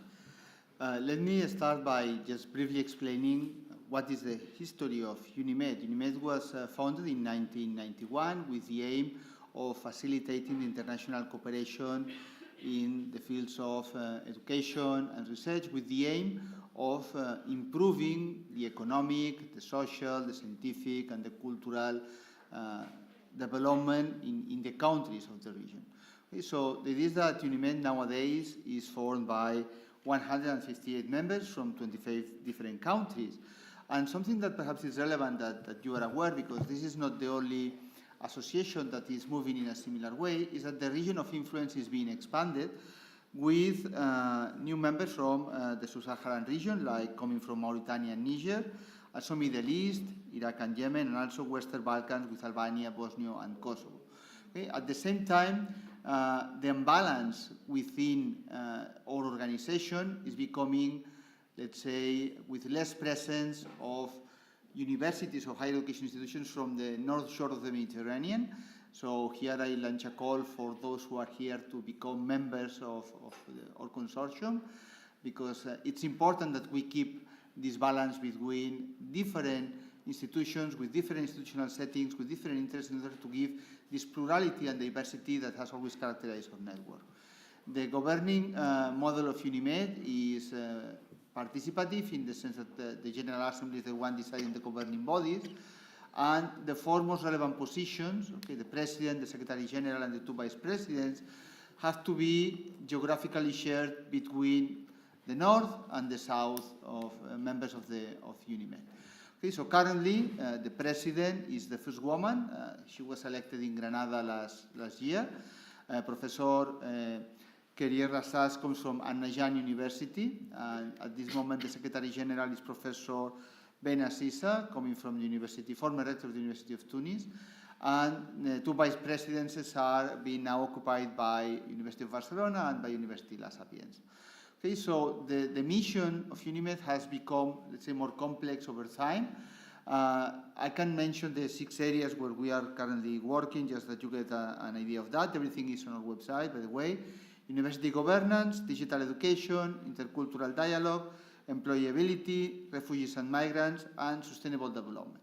So I don't want to now make a list of different projects or those that we have.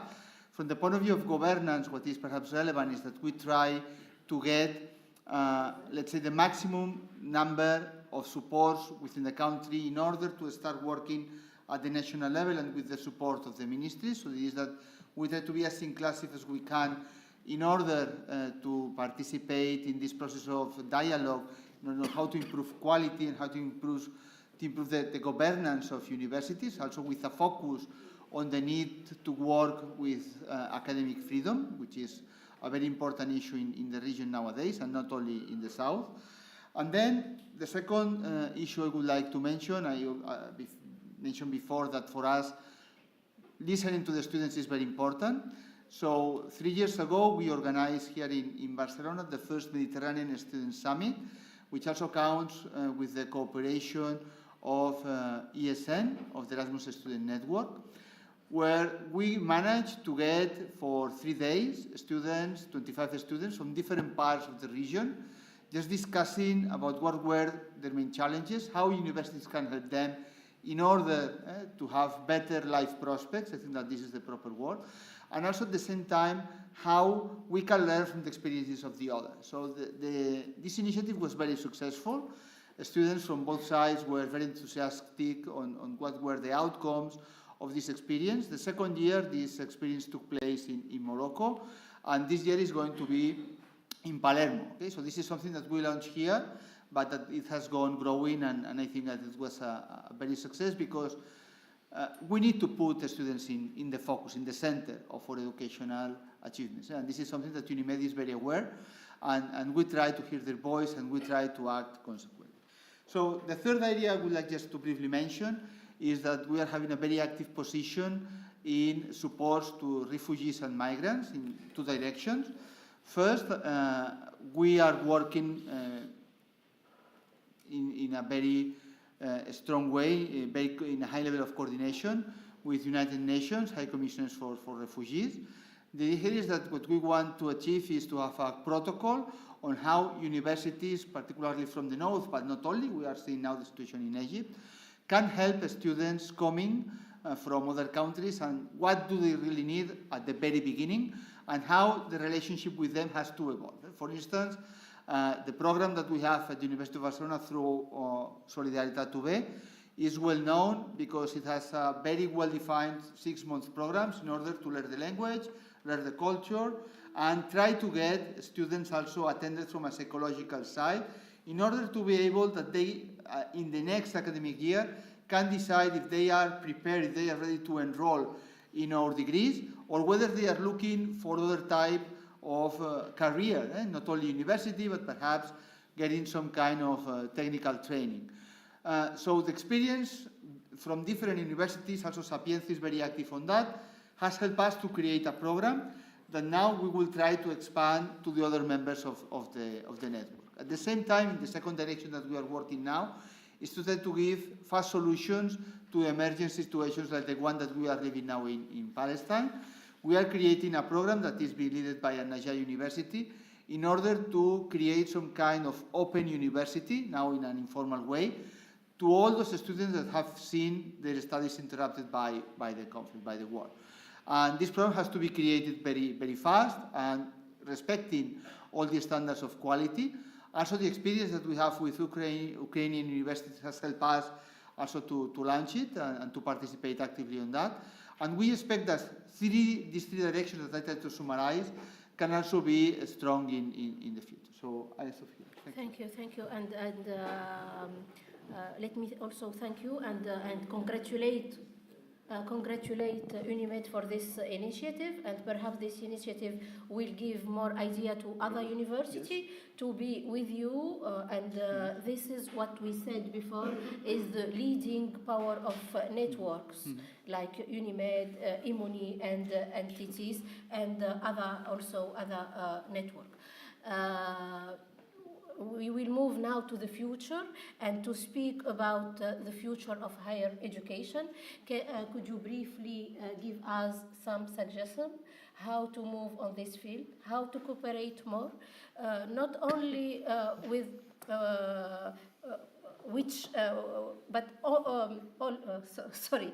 together as networks, how can we work together, IMONI, TTIS, and IEMed, and can be also the role of other university, of us as UFM, how we can move to realize all these challenges that you present on your presentation at the beginning of our session.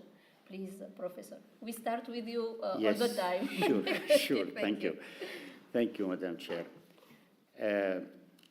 To work together, to be able to work and to achieve together, we should be equal.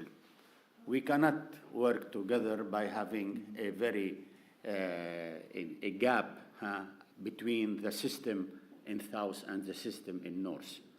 What I will say now, I will list 4 main constraints for the South Mediterranean University in order to be at the level to join a real and a balanced and fair partnership with the North.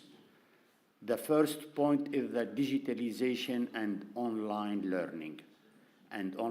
While it is very advanced in the North European country, it is still very pragmatic, bureaucratic, and sometimes we don't recognize the degrees coming from online system. But this approach is not only to facilitate the digitalization, is not only to facilitate the bureaucracy. It is better to guarantee the transparency. Digitalization will guarantee the transparency will fight corruption. And this is why we insist that this approach is the best one to get a better governance in our system. The second point is the internationalization. For a long time, we have been told that we need university adaptable to our community. This is good. Okay. We don't need a foreign university. We don't like a parachutage of university, of dogma, of etc. But with the time, with the globalization, we are all open. We are all reading in the same book. We're all reading in the same book. We are using the same technology. We are aware about all problems in the world, and we are influenced by those problems. So there is no Lebanese culture anymore. Of course, there is an Arab culture, and I respect it, and I wanted to survive this Arab culture. But to survive, any language, any culture, any educational system need to be open, to open to the universal system, to the system where they succeed, and simply where they succeed to give more opportunity, more job opportunity for their students. This is a good indicator. I'm not asking about universities to graduate all Einstein. No, we don't need it. We need university who give degree, and the degree will be enough to get a job. This is simple, but this is very important, and this is a must. The third point is innovation and entrepreneurship. Innovation and entrepreneurship, it is not the fault of the educational system.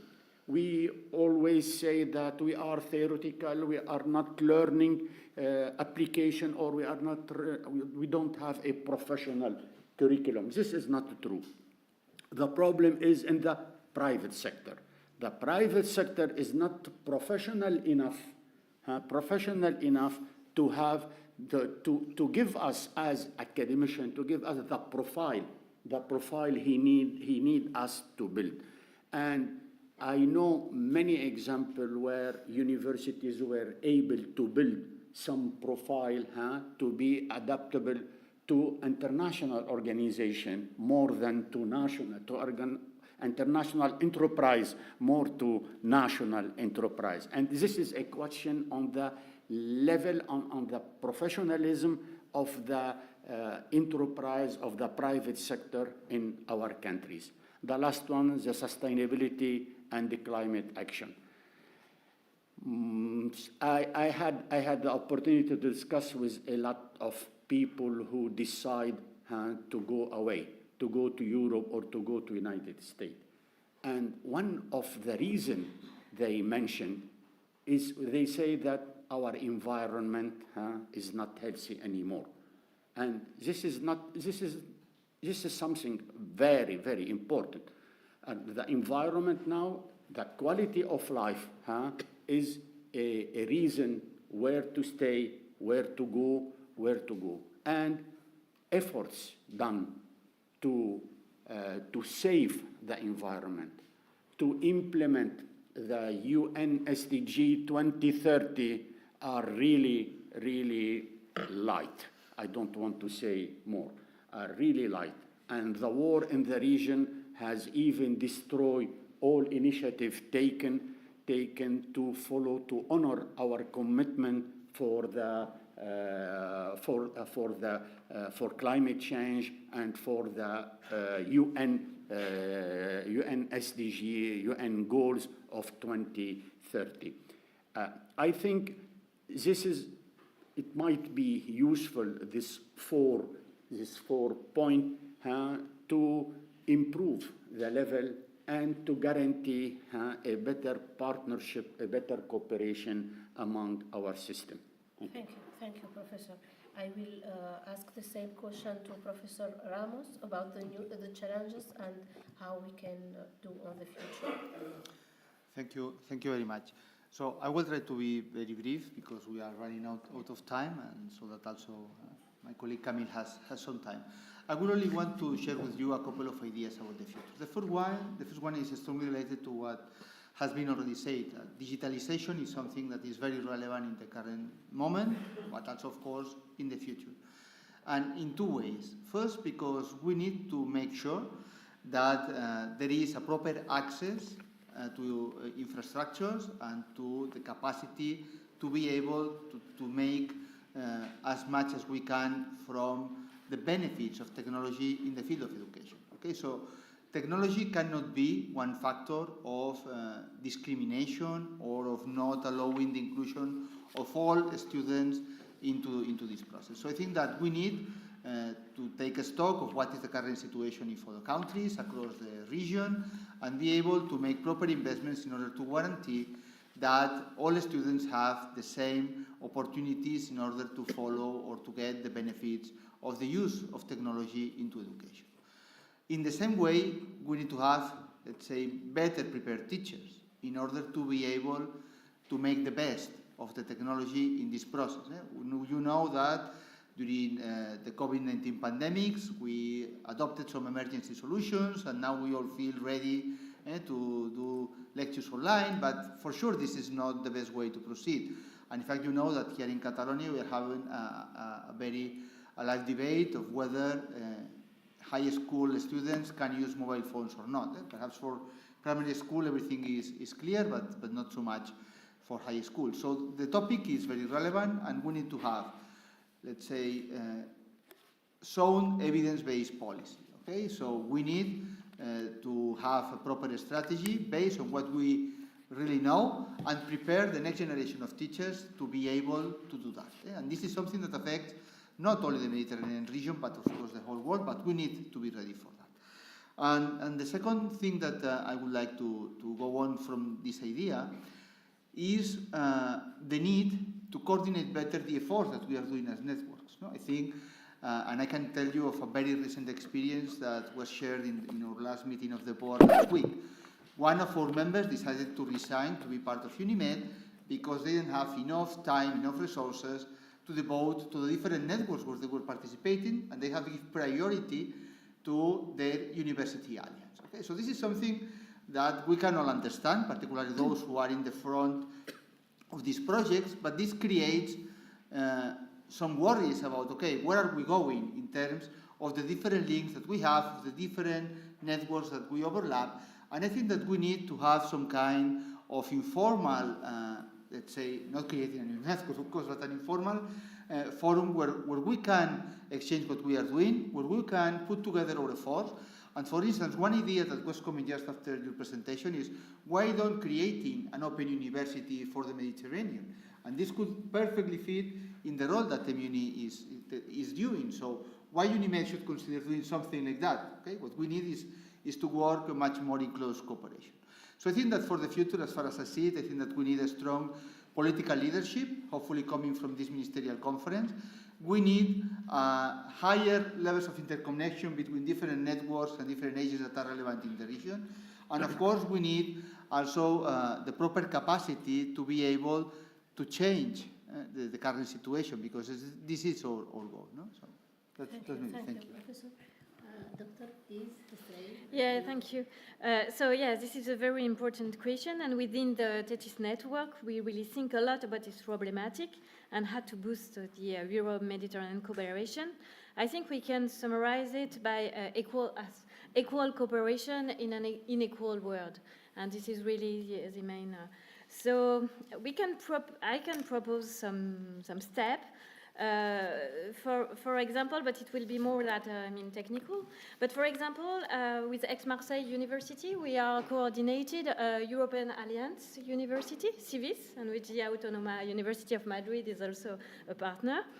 And so within this alliance, we included African partners, 6 African partners. So they are still associated partners, but we are trying to build a CIVIS, a European, African mirror of European universities. So we have, for example, from the Mediterranean, we have the University of Hassan II of Casablanca and the University of Sfax. And so what we would like to propose is really to integrate the Southern Mediterranean universities as a real partner of the European Alliance, not only associated partners. What point who is also interesting would be to increase the mobility, but especially the north to south mobility and the south-to-south mobility, not only the south-to-north mobility. I heard also about the idea of an Erasmus visa, and I think even if it's a technical point, it's really important, because I don't know for Spain or Italy, but for France, it's really a big issue, because we try to, for example, for a project, we try to have the mobility from students from Algeria and Morocco, for like nearly 20 students, and it was not possible because of the visa procedure. And so it's also a lot of money which is spent, because for visa you need to buy them the plane tickets and to book the hotel, and then they don't have the visa. And each time we will try to have a student coming from the south, we will need to have contact with the ambassade and the consulate. So it's a lot of energy, and once we've got an Erasmus Plus project funding, it should be, so an Erasmus visa could be a good point.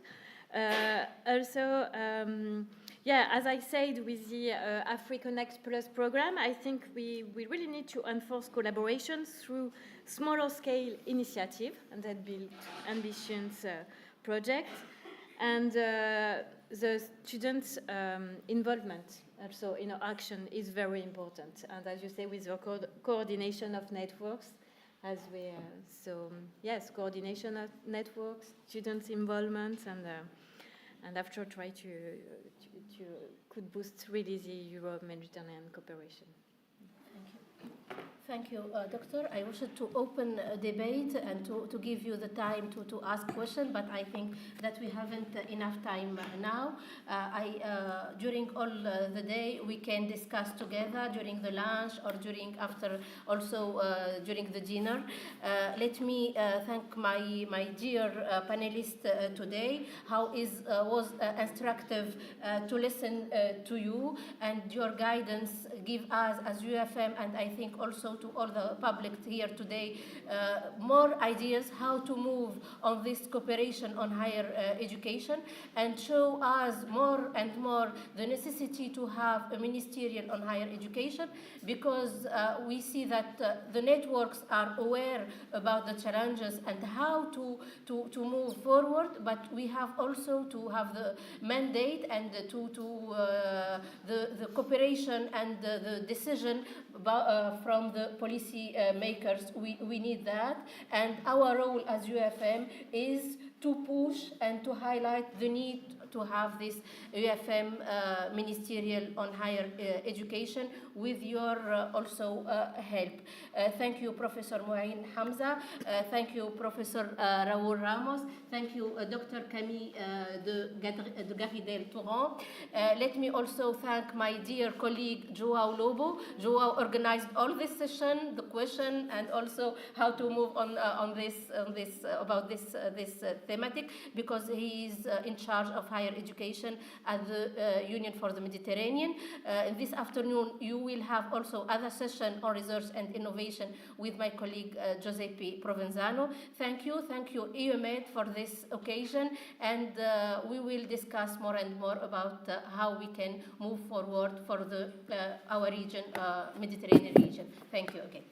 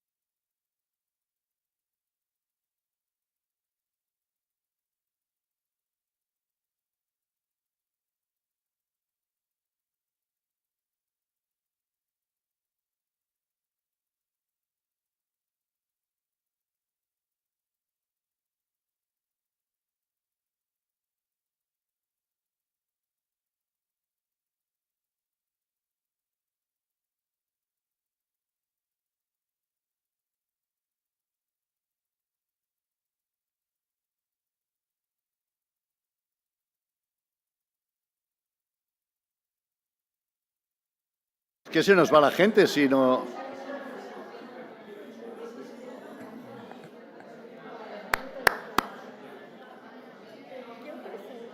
Sí. Pero, ¿se oye? Sí. Oye, la pausa es luego. Ahora viene la ceremonia, que será corta, de los premios. Y luego... ¿Cómo? Vale. Sí, vale. Bueno, es que esto...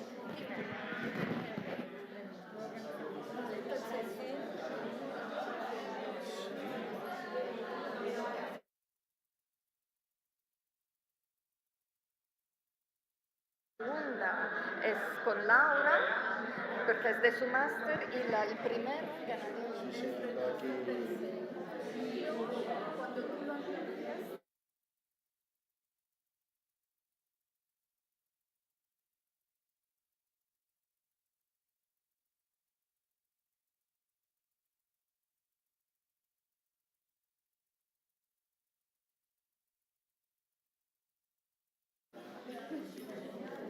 Que això era el que em preocupava una mica. Bueno,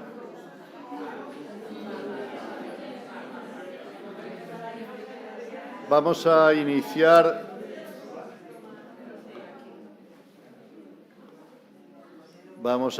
la sesión o ceremonia, si queréis, de entrega de los premios a los másters que han sido calificados así, de la mejor manera, por el tribunal. Y para presentar, digamos, este conjunto, el ejercicio, paso la palabra a Elisabetta Cuccarelli y que nos cuente. Buenos días, muchas gracias. Y yo os quería simplemente en un minuto presentar los premios a los mejores TFM de Aula Mediterrània, que es un eje del programa que ya ha llegado a su cuarta edición. El programa, como ya sabéis, ha llegado a la 10ª edición, el seminario a la 9ª, porque un año no lo pudimos celebrar a causa de la pandemia. Y como IEMed, a través de este premio lo que pretendemos es dar visibilidad y apoyar a todos aquellos estudiantes de los másteres de Aula Mediterrània que quieren dedicar su TFM a la región mediterránea, a la región euromediterránea, al mundo árabe. Y también fomentar que siempre más estudiantes de los másteres de aula dediquen su TFM a esta región.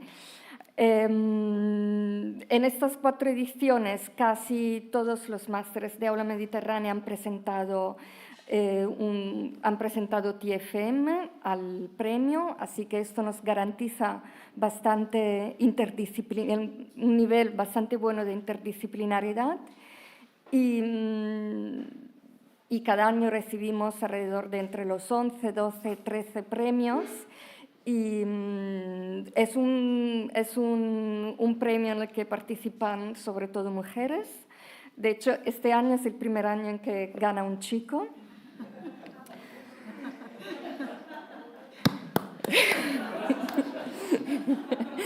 Y nada, y con esto ya cedo la palabra a Senén Florenza, que es el presidente también del jurado, para que empiecen la entrega de premios. Gracias. Bueno, vamos a ver, empezamos de abajo arriba. As usual en las entregas de premios, con lo cual el tercer premio lleva por título The Externalization of Borders, a Postcolonial Analysis of the Bilateral Agreements between Italy and Libya and the Political Discourse. Y la autora es Marta Egidi. Wow.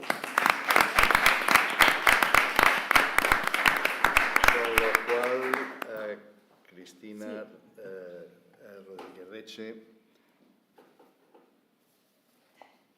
es la que va a hacer entrega. Pero aquí, bueno, no sé. Enhorabuena.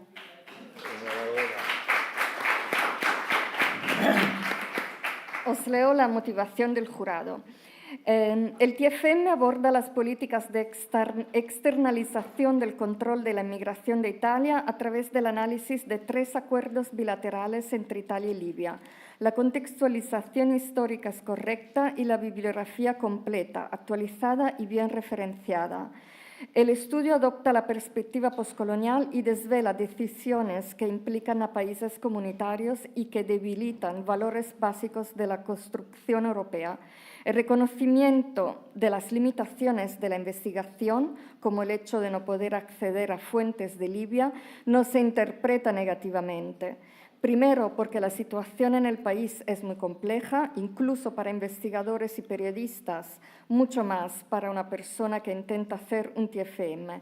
Segundo, y sobre todo, porque el reconocimiento de las limitaciones de una prospección es, en sí, una parte muy importante de una investigación.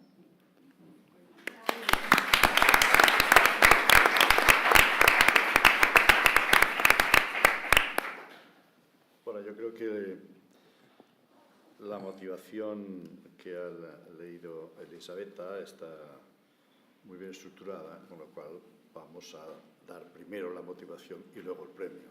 Quizás seguimos un orden más lógico en ese sentido. Y por tanto vamos al segundo premio, que lleva por título El derecho a la educación de la infancia refugiada en Grecia, y es la autora Ana Serra Folk, del Máster en Estudios Internacionales y Organizaciones y Cooperación Internacionales de la Universidad de Barcelona.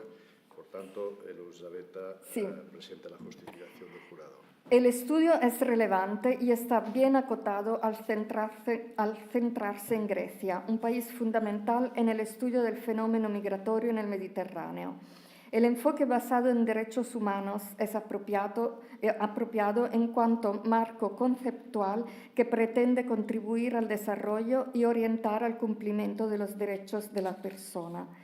Otro valor del trabajo es la mención a la perspectiva de género y el impacto del género en el acceso a la educación. El contexto teórico está bien trabajado, con referencias completas, adecuadas y actualizadas. El trabajo confirma la hipótesis de que, aunque existe el derecho a la educación de la infancia refugiada y la obligación de garantizarlo, este derecho no se cumple de forma efectiva en el caso de Grecia. Muy bien, pues Ana Serra Folk entrega el premio la profesora Laura Wifi. Muy bien.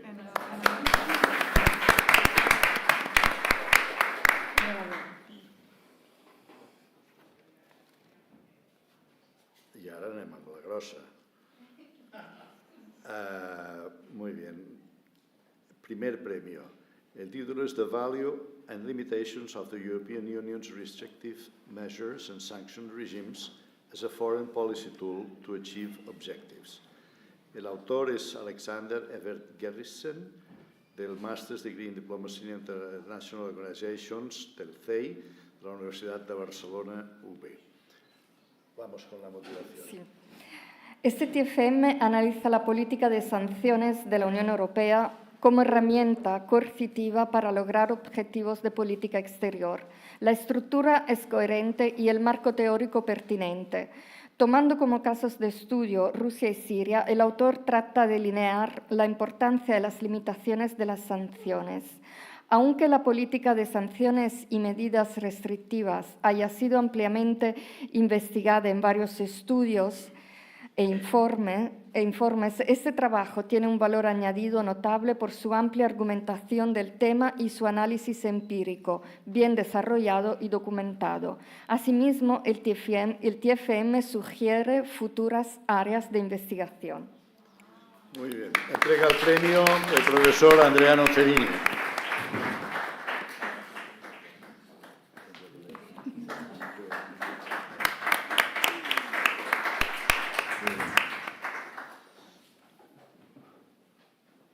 Muy bien, con esto terminamos la entrega de los premios, pero doy paso a la profesora Sonia Parella para que inicien un diálogo que llevará un ratito con los tres ganadores para que veamos un poquitín cómo surge de ahí esas propuestas, esas reflexiones que nos han de ser útiles a todos. Con lo cual invito a los ganadores y a la profesora Sonia Parella a que vengan para acá.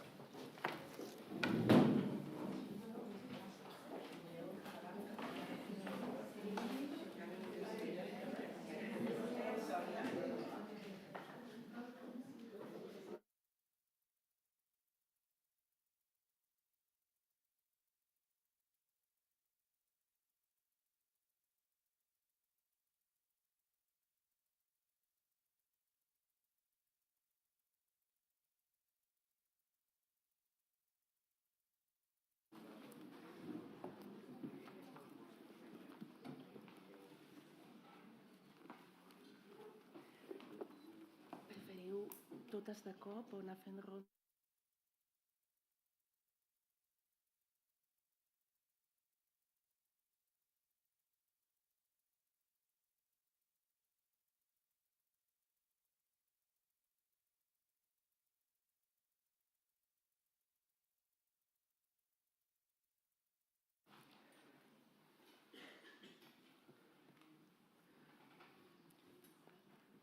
Bé, bon dia. Volia començar agraint a l'IEMed la invitació a poder moderar aquest debat, aquest intercanvi amb persones, estudiants, investigadors i investigadores que ja estan fent les seves aportacions i en aquest cas reconegudes i premiades a la recerca sobre la regió mediterrània. Felicitar de nou els guardonats i ara el que farem serà un breu debat amb introducció de preguntes sobre el seu treball perquè ells puguin respondre, reflexionar i compartir-ho amb tots nosaltres. Començaré, si us sembla, per la Marta. Your interesting work, why and how did you choose this specific topic of your dissertation, and which are the main challenges of post-colonial analysis in the Mediterranean region you have faced in the dissertation? Thank you. So let's start with the why I chose the topic of my dissertation. I was really interested throughout the master. We focus a lot on the concept of border, and I was really interested and fascinated by this concept and by the fact that borders nowadays are not anymore physical, or like they're not just physical, but they take other shapes, such as bilateral agreements, you know. And externalization is a way in which these borders are like unmaterialized because they move beyond the national territory. They are not anymore on the national territory, but they go into other states, and take other shapes.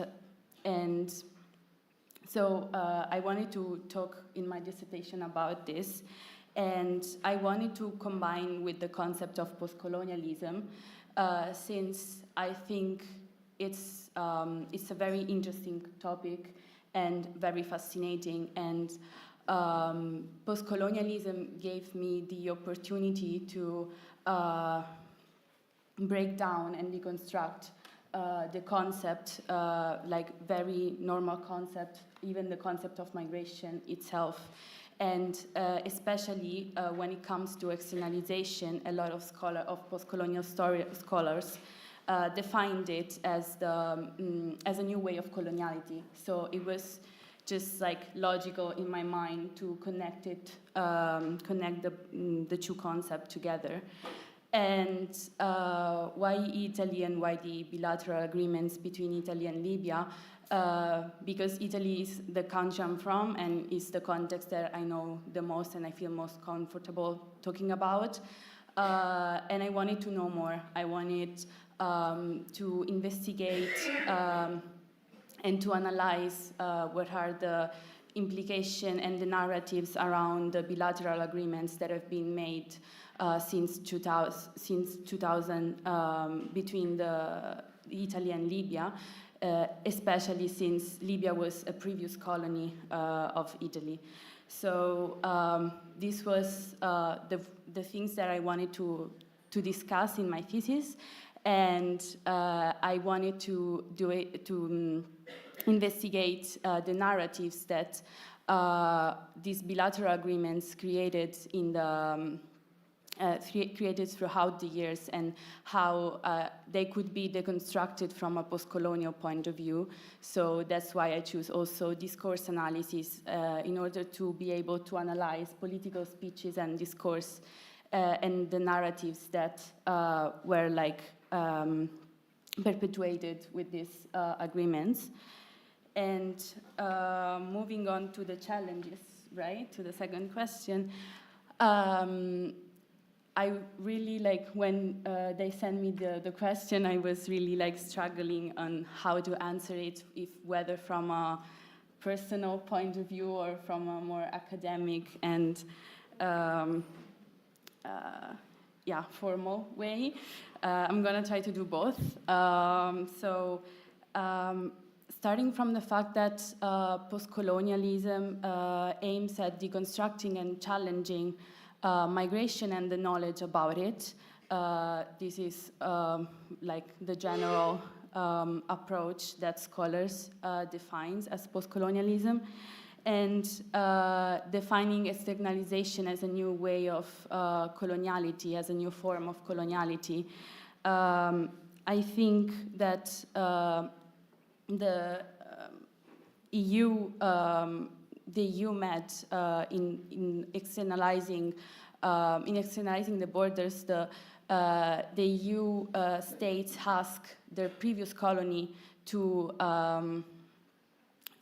meet the requirements as ex-colonies, So the first challenge, I think, can be understood as deconstructing our own idea of migration, and let's say, in a way, studying post-colonialism aims at deconstructing the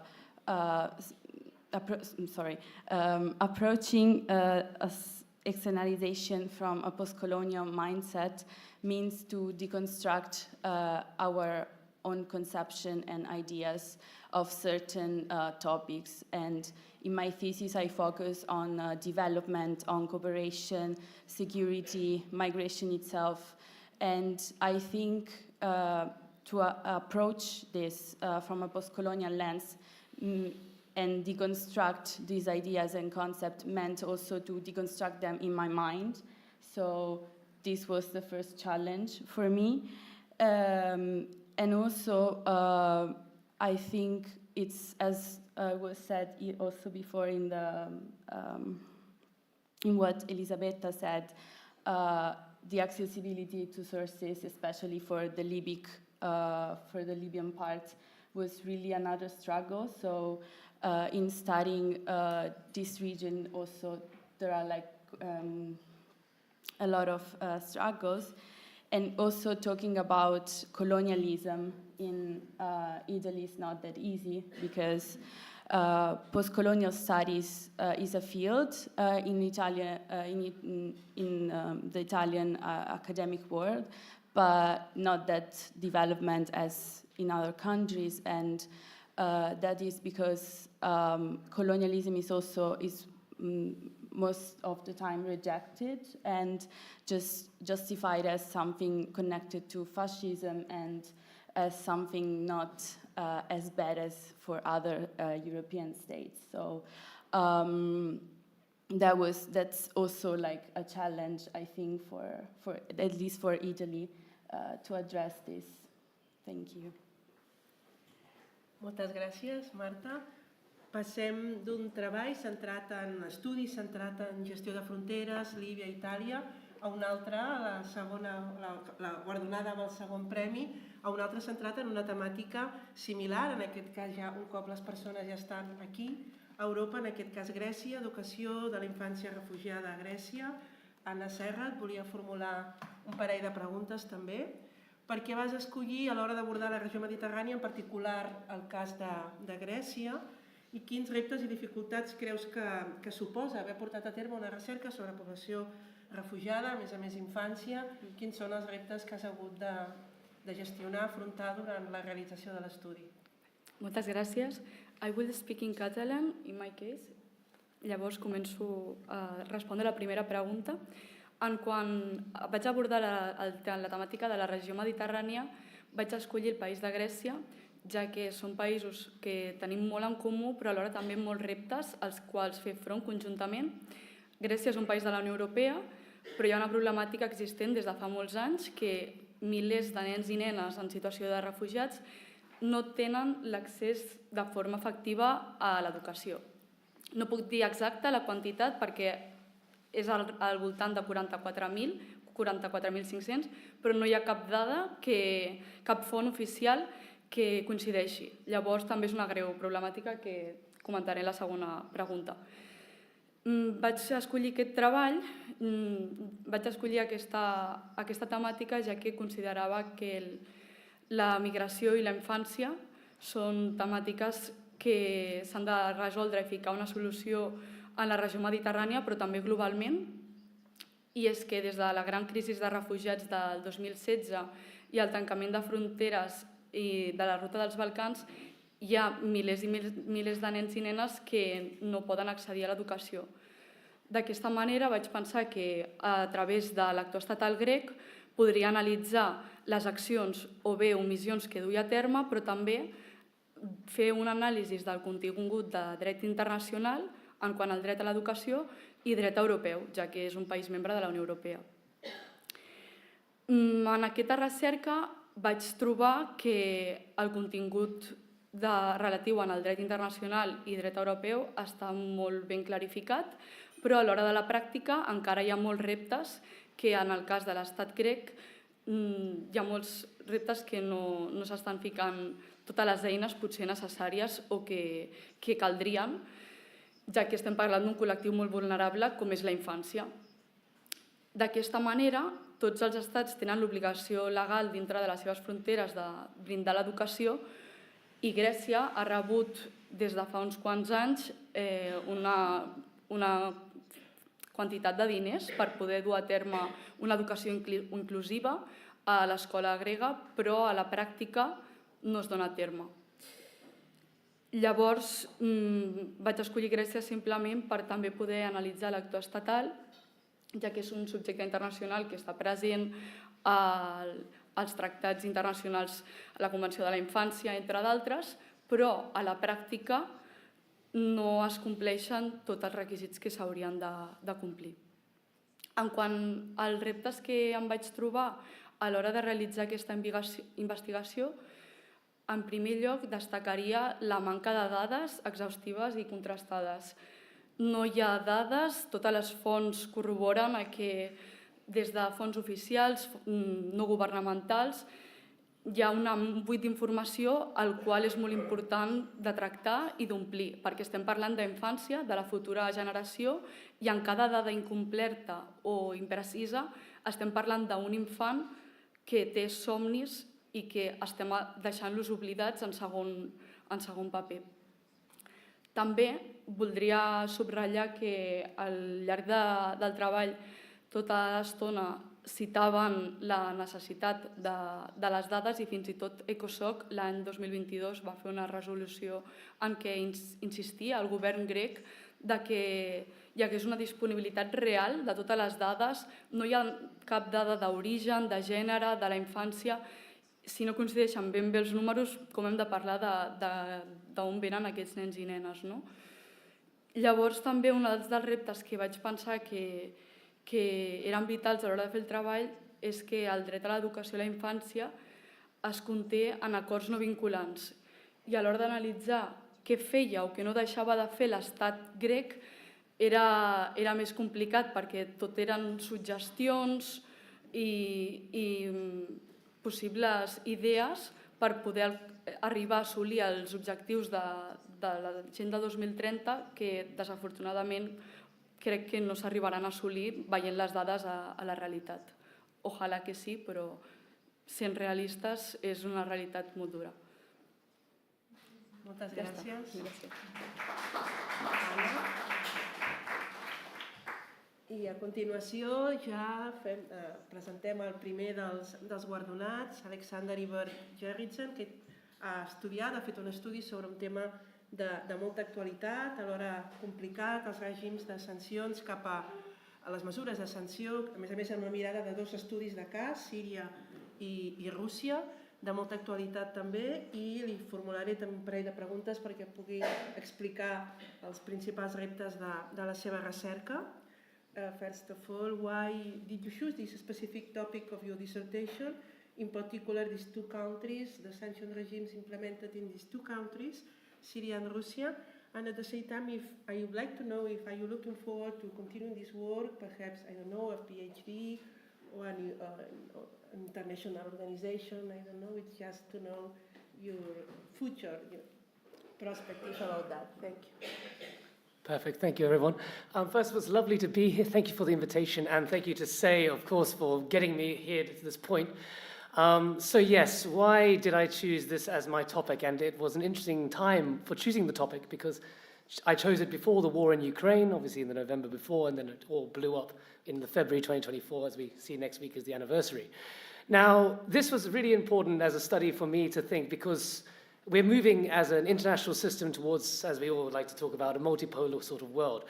And we've got this idea of perma-crises, as Commissioner Breton always talks about, or the idea that we need to confront real power, as Borrell would say now. So what we looked at, or what I decided to do, was to look at what coercive tools does the European Union currently have.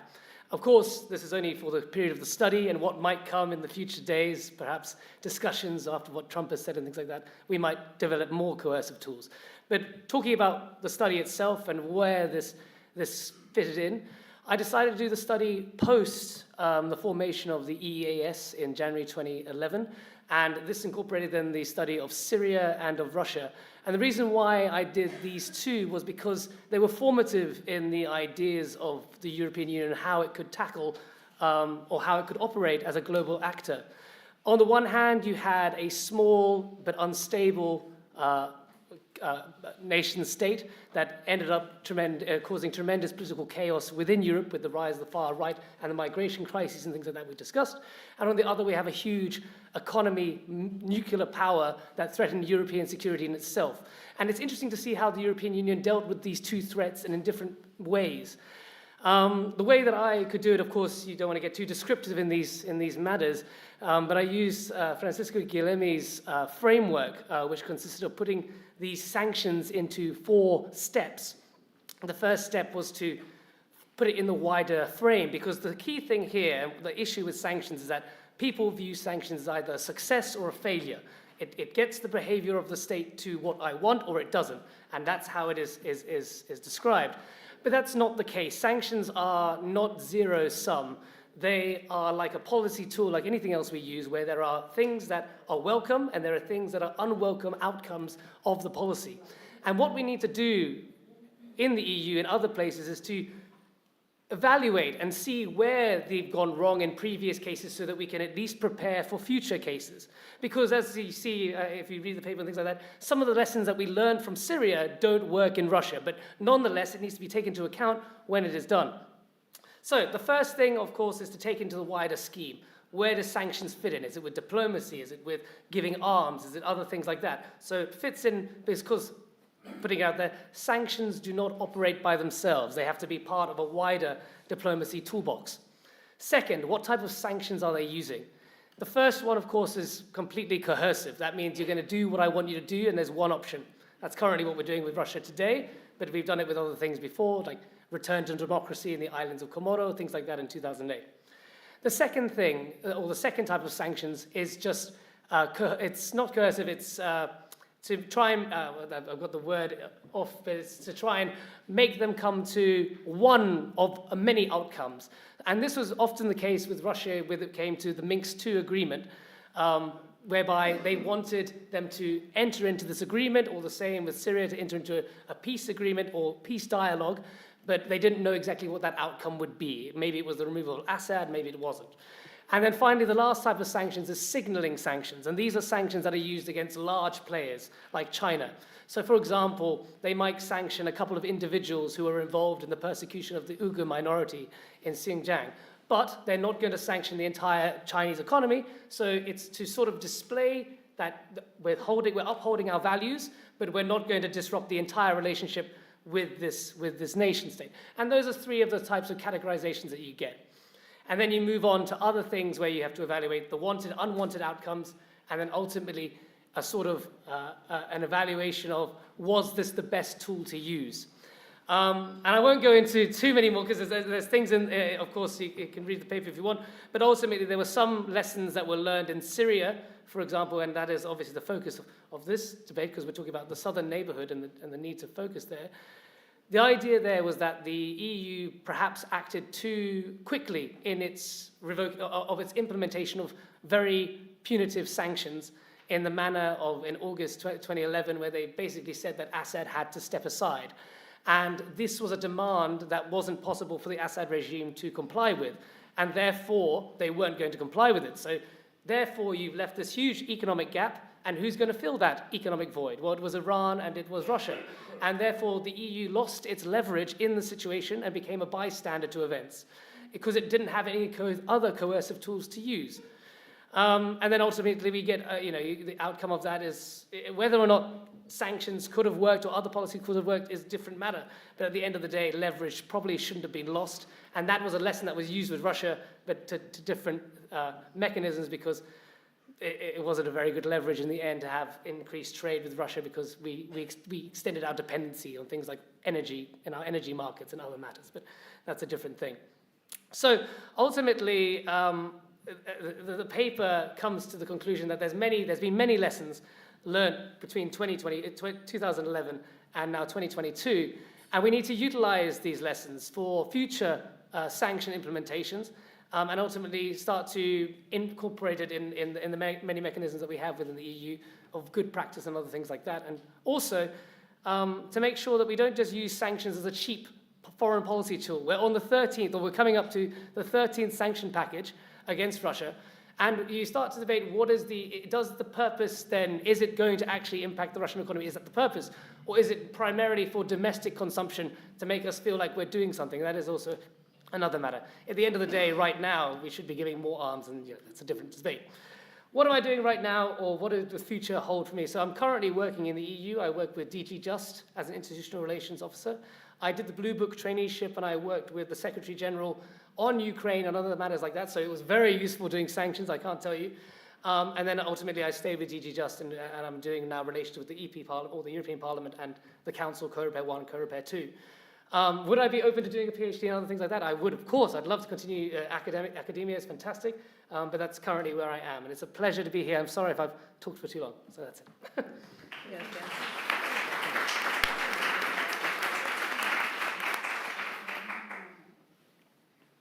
Bé, doncs, amb aquestes intervencions donaríem per tancada la taula. Perdona, thank you very much, moltes gràcies. I de nou, felicitats per els premis. Gràcies.